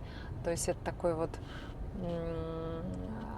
ну как бы не то, что это какой-то там люкс, но такой уровень выше среднего и очень красиво. Такой Люди себе могут позволить столичный, жить. скажем так, да? Да, такой столичный уровень. И в этих домах есть и тренажерка, и бассейн на верхнем этаже тоже с садом, и может быть даже и какой-то бар. Но при этом мы с тобой здесь жить не хотим на постоянной основе. Ну, то есть в столице мы не живем и не хотели бы жить. Мы нет. Наверное, любой, может быть, не любой, но часто городской житель, он меняет место жительства на альтернативный, какой-то такой деревенский, какой-то такой, да, какой-то вот. Я тебе, Илья, сельский. раскрою один секрет. Может быть, мужчины не знают этот секрет. Такой. Что к 40 годам, к 45 годам, мне кажется, все люди, ну, большинство взрослых хотят жить ближе к природе, хотят иметь какой-то свой клочок какой-то земли, и Такой дачный какая-то синдром. возникает в этом потребность, потому что, наверное, мы как-то это естественно происходит. Мы устаем от города, мы устаем вот от этой суеты. И это касается не только женщин, что они хотят выращивать розы, не Патиссоны, знаю, или патиссон.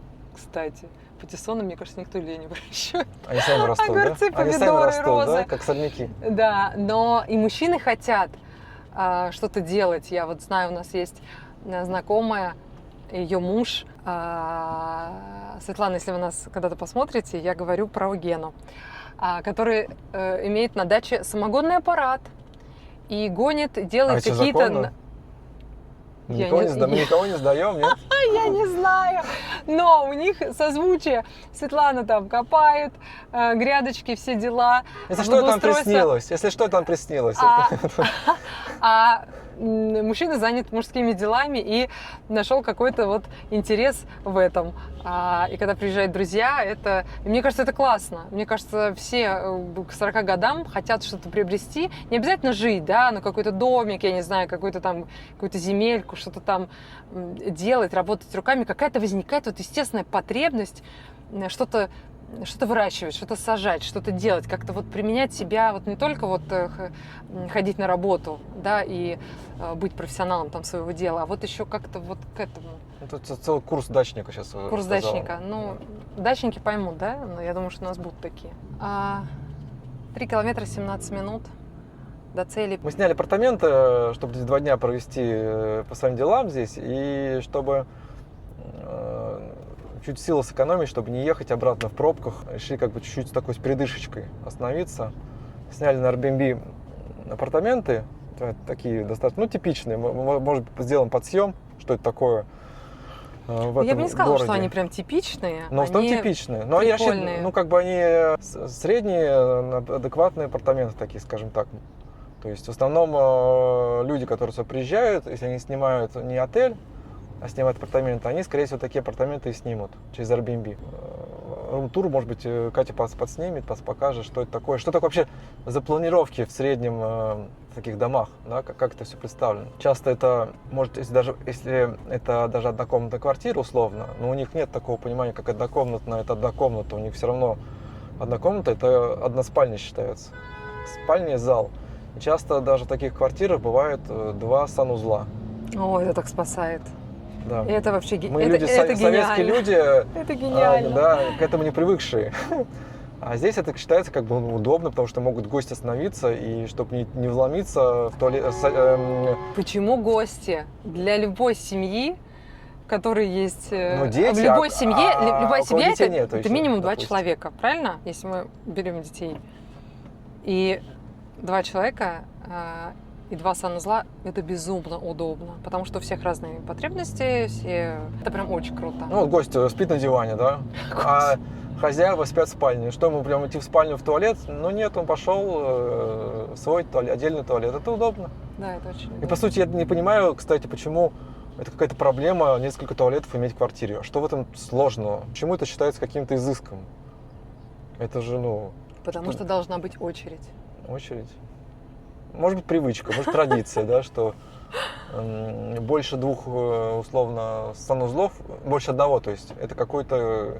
Слушайте, а про лахуды. туалеты, вот, кстати, вот тема такая тоже, да, ну, актуальная. Вот нас с Ильей удивило, мы всегда отдыхали в Испании. В Испании никогда не было проблем с туалетами. Всегда, везде, на пляже, в ресторанах, вообще никогда. То есть эта тема никогда не вставала вообще у нас. Но, побывав несколько раз во Франции, мы столкнулись с тем, что, оказывается, французы в туалет не ходят. Ходят только дома. Да, Илья? Причем даже сама Ницца, И казалось бы, очень туристические места в Ницце, и это была огромная проблема.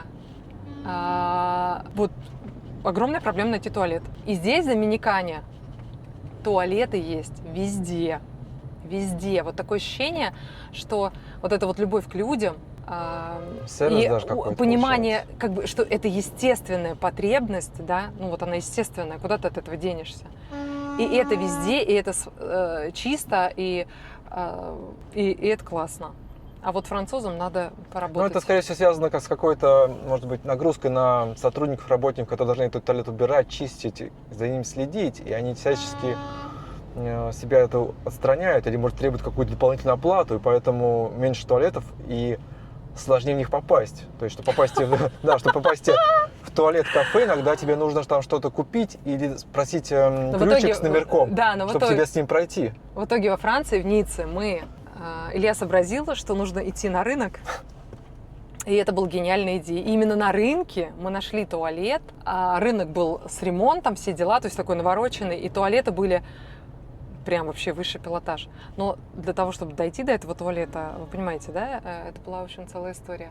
И хочу сказать, что, кто скажет, Ницца, какие-то буржуи какие-то Да города. нет, мы были проездом. Мы проездом, например, чисто из туристических целей. По сути, Франция, надеюсь, никого не обидим, она привлекательная, но для нас достаточно немножко светливая и специфическая. Вот. Может быть, мы не все... Мы кайфанули во Франции, в деревушках, где мы ели какой-то невероятный хлеб. Я такого хлеба вообще никогда в жизни не видела. Вот таких батонов огромных, которые можно разрезать, я не знаю, наверное, чтобы получилось 5, наверное, буханок, да? И невероятный антураж. Вот это именно очень-очень маленькие деревушки, и там какая-то своя жизнь. Одна деревня у нас была, где были какие-то потрясающие коты толстые, которые ходили, вальяжно гуляли, и мы гладили, и были заворожены этой красотой. А в другой деревушке мы ели какой-то потрясающий пирог. Я никогда такого вкуса даже не ощущала. Знаете, это не просто типа шарлотки. Это такое было ощущение, что как будто в тесто добавили какой-то вкус то ли цветов, то ли чего-то какого-то вот такого вот. Это было что-то невероятное. Поэтому вот Франция, она пока очаровала только очень маленькими городишками, а все места, в которых было много народу, как-то вот пока не произвели большого впечатления. В Париже мы не были. Все хвалят, собираемся, но не были. Или это, как думаешь, Париж будет супер? Париж, наверное, в Африке Париж, условно сказать. Мы же все-таки в Доминикане находимся, да? И вернемся к нашим туалетам здесь. Да, на которых мы закончили. В Доминикане с туалетами нет проблем, они всегда есть. Люди не тюкают, вы можете в любой туалет зайти спокойно, в кафе, в ресторан, в торговый центр. Их с избытком. Они все практически убираются, то есть, с каким-то редким исключением, чтобы прям найти неухоженное, такого нам, по-моему, не попадалось. Не попадалось. Поэтому, если тема туалетов, то здесь как бы с ними нет проблем. Такая вещь. Встретимся в апартаментах. Очередной тоннель, доминиканский флаг. И вы знаете, доминиканский флаг совершенно уникален. И мне это безумно нравится, потому что это единственный флаг, на котором изображена открытая Библия. И есть в этом определенные смыслы, важные смыслы. И написано на гербе «Dios, Patria, Libertad» – Бог, Родина, Свобода. То есть я, по-моему, не встречал, может быть, есть такой, чтобы прямо на флаге было упоминание Бога. Именно вот с христианской стороны. Да? Я, вот, по-моему, такого не знаю. Осталось немножко. Еще потрясает, конечно, вот пальмы. Наверное, это у всех воспринимается классическим образом, что здесь, конечно, пальмы должны быть. Но всякий раз, когда ты видишь, ты какой-то бальзам на душу получаешь. А что ты делаешь потом с этим бальзамом? Стараюсь как можно дольше, чтобы он сохранил свое состояние в сердце.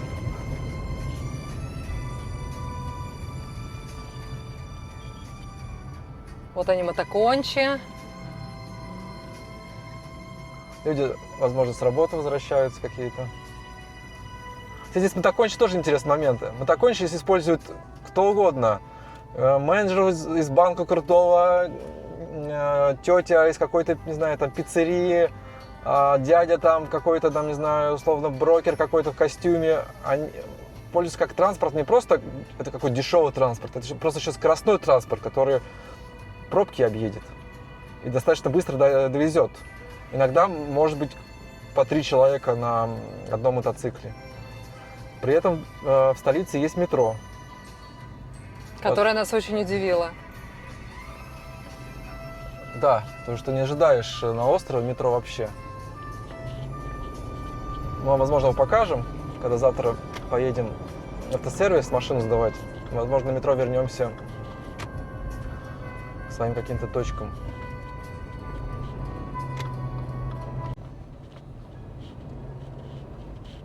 Вот мы уже въезжаем в райончик, который называется Пиантини. Не знаю, что это в переводе значит, но это район, в котором вот такие вот прекрасные домики. Так, ищем наш дом, называется, как там комплекс? Армония, да? Гармония. Гармония. Гармония, да. Гармония. Какое прекрасное название. Мгм. Где расположена гармония? Вот это? Похоже. Сейчас мы выйдем, посмотрим. Илья, мы идем заселяться. Да.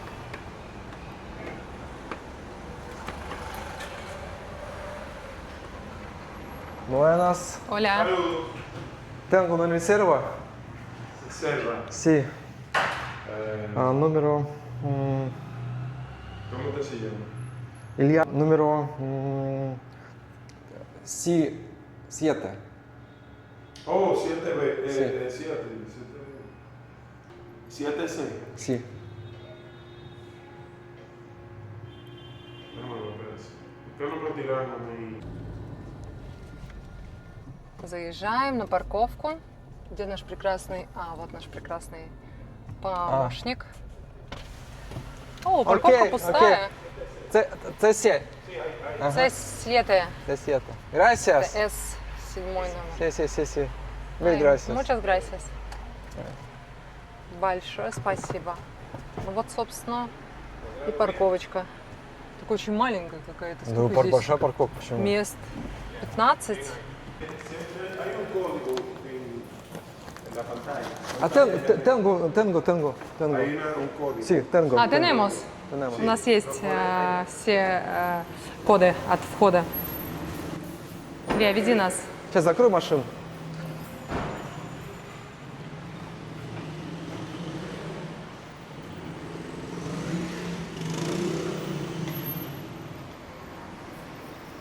César aquí. Gracias, muchas gracias. Ya.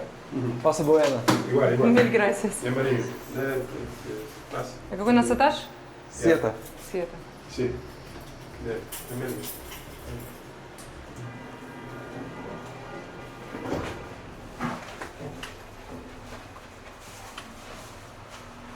Ну вот мы и в лифте уже. Да? Надеюсь, это кому-то интересно. Ну, такая жизнь. Вот так вот мы живем. Мы не часто бываем в столице, но вот когда нужно, мы приезжаем. Основной наш контент все-таки будет происходить в природных местах, там, рядом с теми местами, которые вы видели в предыдущей серии. А это даже получается в основном исключение даже из правил, потому что мы часто все-таки больше в деревенской местности проводим время. Вот такая вещь. Добро пожаловать. Мы не знаем, что здесь как-то все. Не представляем, но мы еще здесь не были.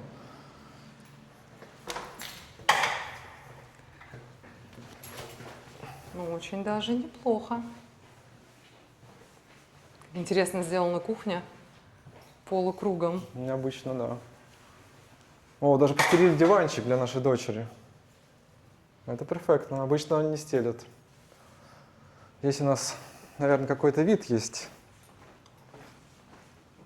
Боже мой, сколько света. Вау. Осветим эту комнату. Вау.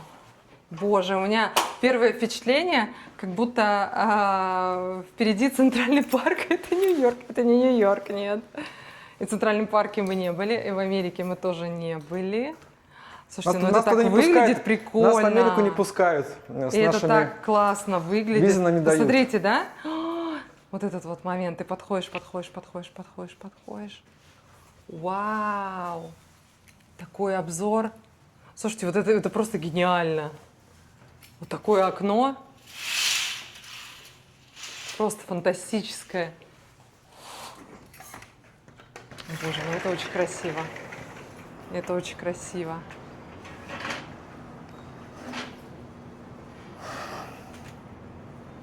Добрались. Ты подходишь к этому балкону, Илья. А это миниатюрный балкончик. Слушайте, ну вот он миниатюрный, но вот он классный, правда? Он просто супер. Вау! Как здорово, как душевно. Что, завтра будем кофеек тут пить? А сегодня винишко кто-то будет пить? Я не пью а нам, алкоголь, YouTube Илья разрешит? себе позволяет. А что еще делать такое? Видите, погода пасмурная. Вот хоть и Катя сказала, что часто мы приезжаем в дожди, но все равно в основном солнце здесь, ясное небо. Слушайте, ну вот этот вот клочочек зелени. Я знаю, почему у меня такая ассоциация произошла с Центральным парком. Потому что я смотрела буквально вот позавчера про Центральный парк, как блогер одна, она показывала, она остановилась в отеле вот с таким вот прекрасным видом. Ну, понятно, что там вот чего-то не было, но вот это вот все там было. И это так красиво. Класс. Буду медитировать, как будто я на Центральный парк. Ну, поняли, да?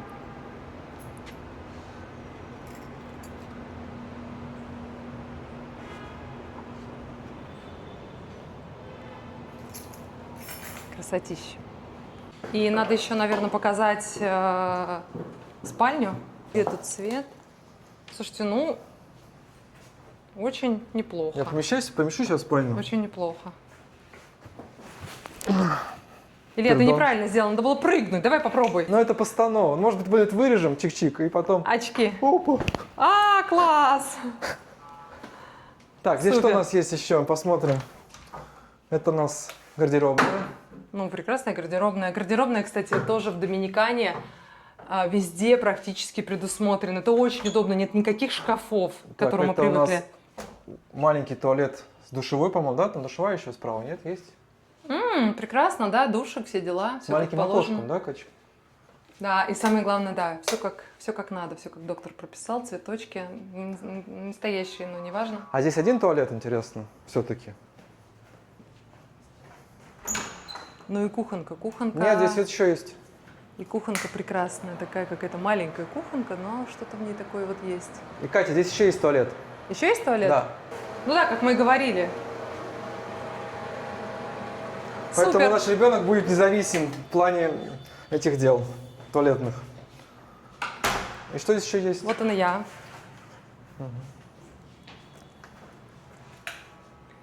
Что меня на кухне очень сильно удивило, так это вот эта вот милота. Вот казалось бы, да? Бумажные полотенца. Ну что в этом необычного? Но это так мило. И еще один момент, сейчас еще покажу. Туалетная бумага. Ну что такое туалетная бумага? Ну что в ней может быть прекрасного? Слушайте, ну вот этот цветок из туалетной бумаги, ну это же вообще, да? Ну вот это же не стоит ни рубля, да? Но туалетная бумага кардинальным образом меняется, превращается в такой рулон-букет. Слушайте, не знаю. Я вот, кстати, хочу сказать, я ни разу этого не видела нигде. То есть бывают какие-то фишечки, да, там в отелях, в апартаментах, но мне кажется, вот это прям просто супер. Так, ну вот мы и разместились. Идем в магазин. В холодильнике шаром покати, да. Илья, ты думал, что у тебя будет полный? Спасибо, что дали водичку. Поэтому мы дуем в магазин, предпочитаем домашнее приготовление. По настроению. По настроению. Но сегодня захотелось домашнего приготовления. Питание. Но опять же, экономика Просто домашней еды. опять же, экономика должна быть экономной.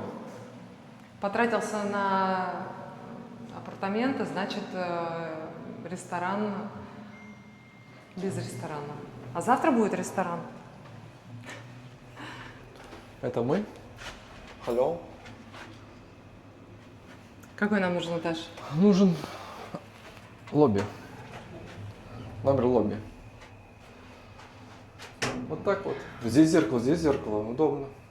Да, можно себя со всех сторон обозревать. Сейчас мы пройдемся через наши такие вечерние пробочки пешком. Мы пешком любим гулять. И это предпочтительный наш транспорт, да? Пешеходный номер 11. Это троллейбус 11. Да. Маленькая закупочка, да, на пару звонков. Да. Так, а здесь выход. Вот выход. Ключи у меня. А ты как посмотрел маршрут, куда пойдем, в какую сторону? Нет. Сейчас посмотрим.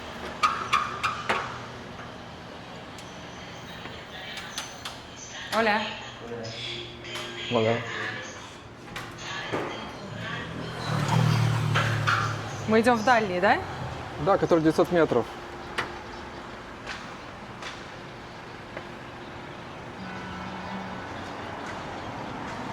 Моментик. 900, 700. Лопе де Вега. Да. Но... Как автомобиль, да? Да, я все время автомобиль. Что, идти 20 минут? Но мы быстро ходим. Это, возможно, Идем? для пешехода не очень быстрого. Мы как бы не совсем местные в этом городе, поэтому нам приходится пользоваться Google картами. Не совсем местные. Но мы, скажем так, Звучит забавно. да, с улочками путаемся в этом плане. Ну ничего, мы все найдем. Вот прекрасные магазины. Для нас, для девочек. Для мальчиков тоже. Да, Мы поворачиваем налево. поворачиваем налево.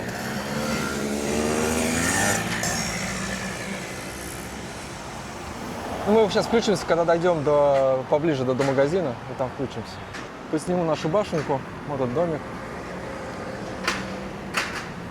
Не знаю, Катя говорила, не говорила, апартаменты нам обошлись за двое суток, да, у нас получается, да? Да.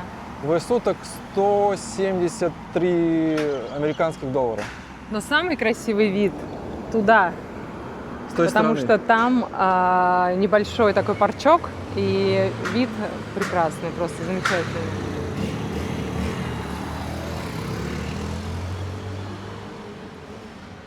Поп-ап.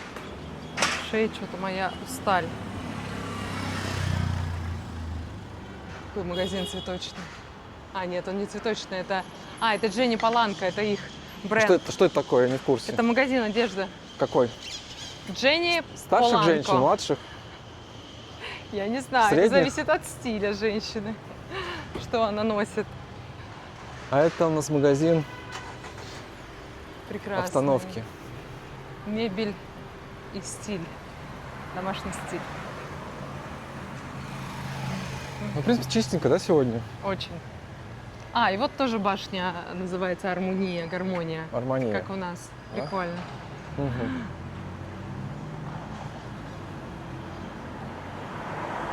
Такая плотная облачность сегодня. Но это хорошо. Такую Это погоду только гулять тут. Ну, уже вечер, по сути, да? Сколько сейчас времени? 6:30? Да, кстати, уже скоро темнеть начнет.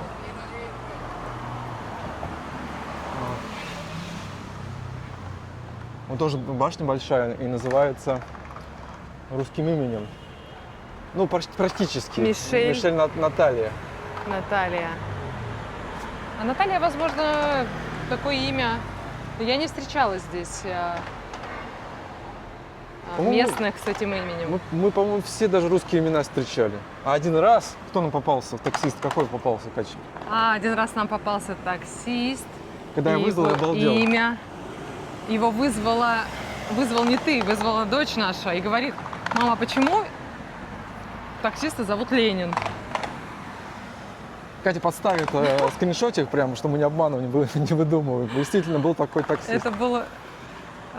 И он нам целую историю рассказал, что его отец очень большой был поклонник Ленина, и у него не возникло никаких сомнений по поводу того, как назвать своего сына.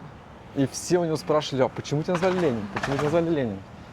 Вот такая интересная манго, да, у нас растет здесь. Еще не созрела, но уже на пути к этому. Манго просто великолепие какое-то. Можешь по голове ударить, упасть. Легко. Ну, иногда падает, да, но это не так, наверное, больно, как когда падают кокосы, про которые мы рассказывали. Причем нет ажиотажа, да, то есть никто за ним здесь не охотится специально. И здесь одна проблема есть, с одной стороны, как не проблема. Фрукты в основном сладкие все. И понятное дело, что ты их не можешь потреблять как яблоки. То есть от них можно тоже устать, от сладости. Нужно повернуть хоть на... Сейчас мы переходим на правую сторону. Можно здесь, наверное, потому что там пробочка, здесь проще. Смотрим по сторонам, да? Есть одностороннее движение. Макдональдс. Международный магазин. Ой, это ресторан, да? Вот так пройдем, да? Да. Нам прямо. Прямо, да? Как-то интересно сделано, да? Магазин BMW рядом с Макдональдсом. Хорошая локация. Скорее всего, иначе бы они ее просто так не выбрали. Конечно, это не типичная урбанистика для Доминиканы, конечно. Это хороший район. Это такое богатое место, можно сказать. То есть это не прям, что вся Доминикана, все города Доминиканы такие. Нет. Это премиальный район. Здесь можно ходить, снимать, ходить с телефоном в руках. С айфоном в руках, наверное. Но не ночью, наверное, да? Не ночью, да. И, в общем, в столице надо знать, где можно ходить и где можно снимать. Но желательно все равно соблюдать самые простые правила, никаких, не знаю, украшений каких-то вызывающих. Часов золотых больших. Золотых часов, и вообще какого-то другого дорогого оборудования, потому что здесь бывает ходят с дорогущими камерами. Могут камеру просто вытащить из рук. Не хотим пугать, но это, скорее всего, везде есть, в любых районах. И даже где я вырос в наше время, ходить в каких-то районах. И любимое доминиканское – это сигналить. Но все равно меньше, чем в Азии. Они да? обожают это. Мне кажется, они идентично. Но в Азии мы не были, я не могу видел, утверждать. Но посигналить это просто святое. Нам прям, да, получается? Нам прямо. Нам прямо до перекрестка, и на другой стороне будет... Мы идем в магазин, в котором всегда более хорошее качество. Здесь вообще хорошее качество продуктов. Просто магазины, как в любой стране, есть эконом-класс, средний класс и такой более, как можно националь сказать, какого это класса магазин? Все-таки класс выше среднего, но при этом цены там есть, как сказать, не премиальные, то есть можно подобрать. Есть, конечно, дорогие продукты, но есть и дешевые, и средние. Много иностранных то есть продуктов. такое хорошее среднее качество, выше среднего, наверное, так скажем. Выше среднего.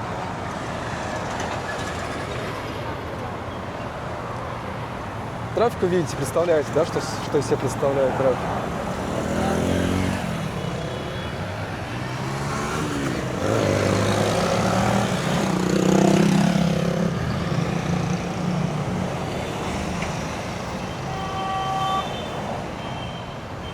Включимся попозже еще. Музыка, и начинаются танцы. Танцы. Ну а как вот, когда слышишь музыку, что делать? Танцевать. Она заводная такая, доминиканская. Да, музыка здесь такая интенсивная, такой доминиканский, деревенская техно, да, такое звучит? Да. Как он И называется? какой? Какое-то название имеется у него, да, какое-то? Наверное, бачата. Нет, не бачу, как у него. А, меренги. Меренги. Точно. Так, магазин вот он. Сейчас надо будет попасть туда, вот нам перейти дорогу.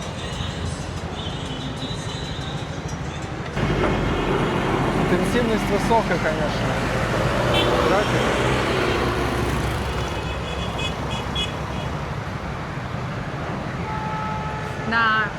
На первом этаже очень большой книжный магазин для тех, кто любит читать. Иногда так хочется подержать живую книгу в руках. Мы привыкли сейчас, да, все в приложениях, а вот иногда такое вот чувство, открываешь книгу и думаешь, как классно. Вот страницы, напечатанный текст, какой-то выбранный шрифт. А я думаю, как перейти дорогу. Да, я думаю, что там большой книжный. А у нас должен быть здесь светофор, пока не просто зеленый. А он не горит. Нет, им зеленый. Сейчас все, мы можем переходить. Vamos.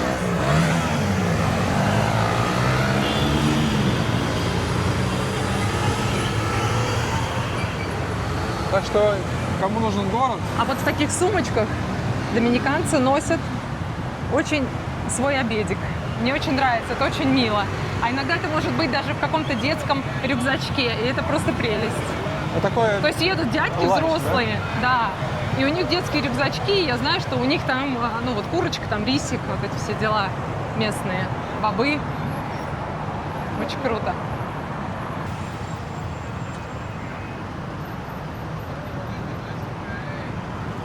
Город живет, город двигается.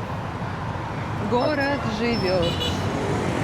Дальше не помню слова. В ритме своих огней город поет. Жизнью своих людей. Я, конечно, спела неправильно, но я спела. Я молодец. Молодец, да, молодец. С почином тебя. И это была песня. Как зовут ее, я забыла. Да, Жанна да, Агузарова. Да, Агузарова. Да, 100 лет, кстати, ничего про нее не слышала.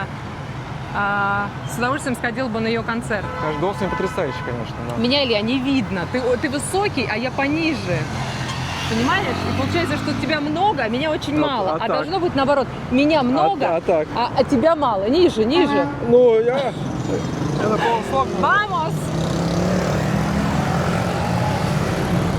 Ты видишь, что меня мало, а ты высокий, а я маленькая.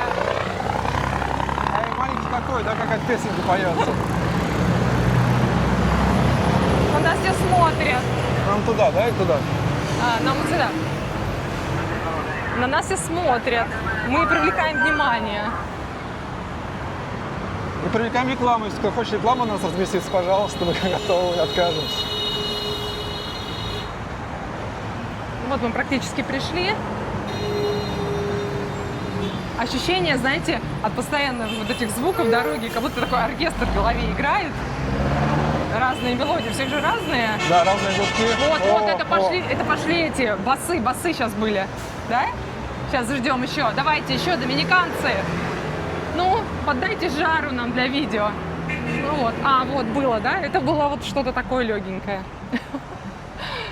Ну все, теперь в магазине встречаемся, сейчас покажем, Да, что там. что там есть.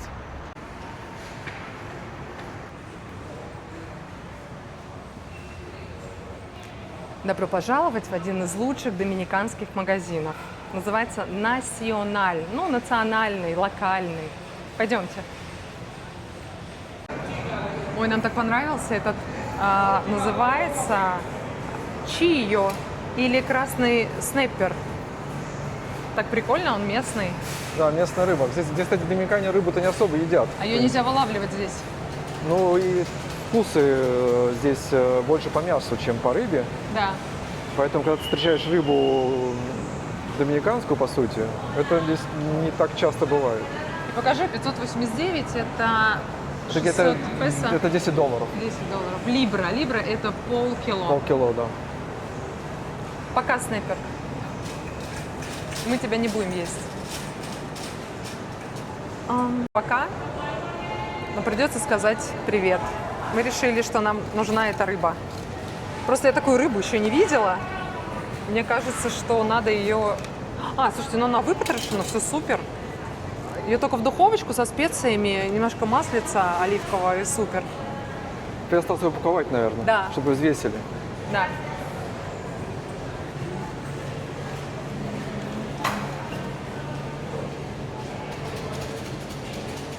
Мне нравится, он красавчик, да? Значит, у нас на ужин будет сегодня рыбка И батат. и батат. Но батат мы называем батай. И батошка. Батошка. Крошка-батошка. Есть батошка. такое название фирменное. Крошка-батошка. Молодой человек сказал, что она местная, и он нам сейчас ее почистит. И это будет, Да, я здесь думаю, очень спрашивают вкусно. вам почистить от чешуи, отрезать плавники. Это очень удобно, кстати. Не нужно дома с этим возиться. Ничего не слышно?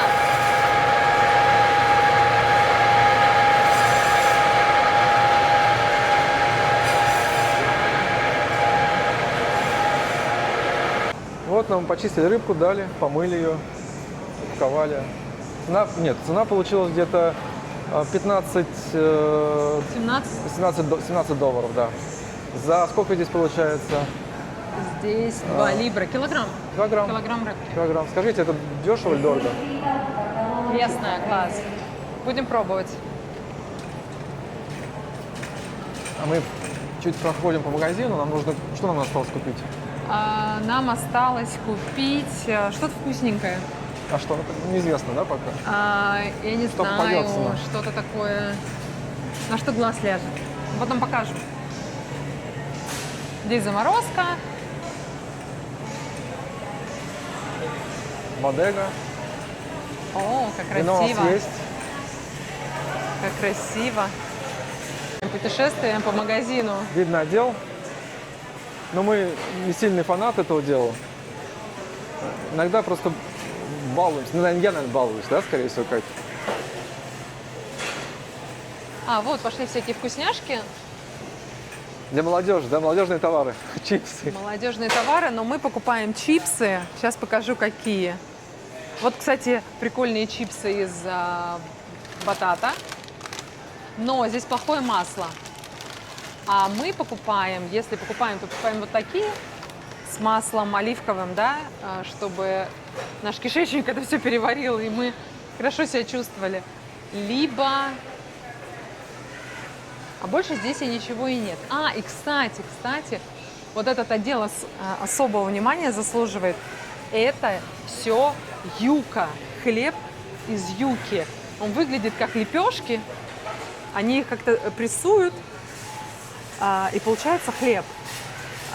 Юка очень полезна, масса всяких веществ, и она безглютеновая. Для тех, кто син-глютен, это очень актуально. Это пошло от индейцев, по сути, да?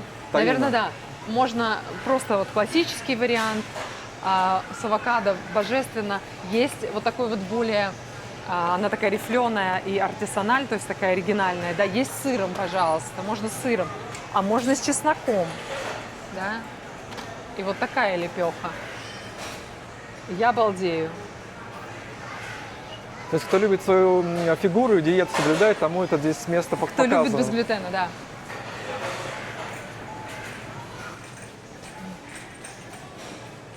Это местные десерты, да? Местные десерты. И тут же у них стоит кофе. Это кофе?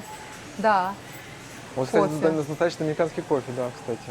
Один из видов, его здесь очень много. Один из брендов, так сказать. Вот это, кстати, неплох.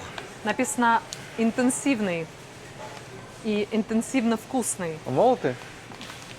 Зерна. Это зерна. А вот это гурме. Так захотелось попить кофе, это уже молотый. Да. Но нельзя. После 5 нельзя. А это пироженки, да? Это что вот такое? всякие артисанальные местные пироженки, да, которые не такие, не сильно фабричные. Но это все, это вкусно, они молодцы. Вот такие, пожалуйста, маленькие. с шоколадными чипсами. Она такая милота. А, и вот, кстати, опять же кассава, да? Опять же юбка, но уже... Такая более handmade такая, да? Такая Да, более? уже с орешками, уже с ромеро. Ромеро – это, я забыла, как по-русски, Это розмарин. розмарин. И это очень вкусно. Но это такой уже более Как это высокий называть уровень. по-людски? Что бы взять, что бы взять? Да ничего не надо брать. Да, просто Мимо смотреть. пройти и все. Пиня. Тебе не надо никакую печеньку? Ну, здесь пироженки были, но это слишком жирно для меня сейчас. А, А вот есть типа куравье, да? Вот это вот, смотри. вот это классная, какая большая пироженка. Вот, смотри. Это для тех, кто не Вот. блюдет фигуру. Вот это самый тонкий. А. Ну, похоже на куравьешечку, да. Давай это возьмем. Слушайте, она даже без состава. Вот меня все время это удивляет. Как можно... ну самое написано, что выпечено с любовью. Вот это самое Да. основное. Все, это самое важное. Печенька ручной работы с ванилькой. Берем. Пойдем дальше. Покупаем. Цитрат Что это магния. такое? А я не буду магний покупать. Если вы не знаете, надо... Если вы хотите магний для расслабления, то нужно магний глицинат в идеале. А цитрат – это для тех, у кого проблемы со стулом, расслабить кишечник, то есть он больше на кишечник действует. Цитрат не берем, это самый дешевый магний. А вот нам нужен глицинат, А это магний глицината нет. местное производство? Местное, вот это все местное. И вот иногда я покупаю коллаген местный, когда у меня заканчивается сайхерб. Кто знает сайхерб, Как тот он поймет. по-английски звучит? Правильно. Коллаген. Коллаген, да? Коллаген. Не кладем, берем. Смотри, рядом стоят БАДы, а рядом шоколады. БАДы? Да, кому шоколады. что. Кому-то БАДы, кому-то уже нужны по возрасту БАДы, кому-то еще Можно шоколады, да? надо шоколадом заправляться. А вот магний большой вижу, да? Вот лежит здесь. Вот здесь. Это все цитрат. Это опять цитрат. Это самый дешевый магний. Вообще копейки должен стоить. Просто он на расслабление он особо не работает. Что нам еще осталось купить? Зубную пасту? Нам осталось Забыли. купить зубную пасту и все, наверное. Шампуни. Нет. А вот еще какие-то чипсы. Сейчас, кстати, новая мода. Все сходят с ума по протеину, что нужно много-много протеина. И даже Starbucks уже выпустил с пенкой протеиновый кофе. Можно... Нет, матча и, по-моему... Нет, матча, по-моему. И даже здесь, да, прям на этикетке, что 13% протеина. В общем, всем нам нужен протеин. Но кто-то уже стал говорить, что это опять новый маркетинговый просто тупо ход. Замануха. Замануха, да. Потому что возрастет сейчас количество продуктов, которые промаркируют, что здесь много протеина, тут больше протеина. И якобы мы должны 150 грамм протеина женщина есть, мужчина, наверное, там по 200. Не знаю, мне кажется, это много. Везде, пытаются нас... Маркетинг просунуть. Да. Но мы не ведемся на это. А вот, пожалуйста, нету сахара добавленного, но смотрим состав. В составе есть интересная штука. И что мы здесь находим? Мы находим здесь масло. И, скорее всего, это пальмовое. Поэтому ставим эту баночку на место. Пока мы это не едим. Пошли Извините, дальше. пардон. Пожалуйста, концерт на улице.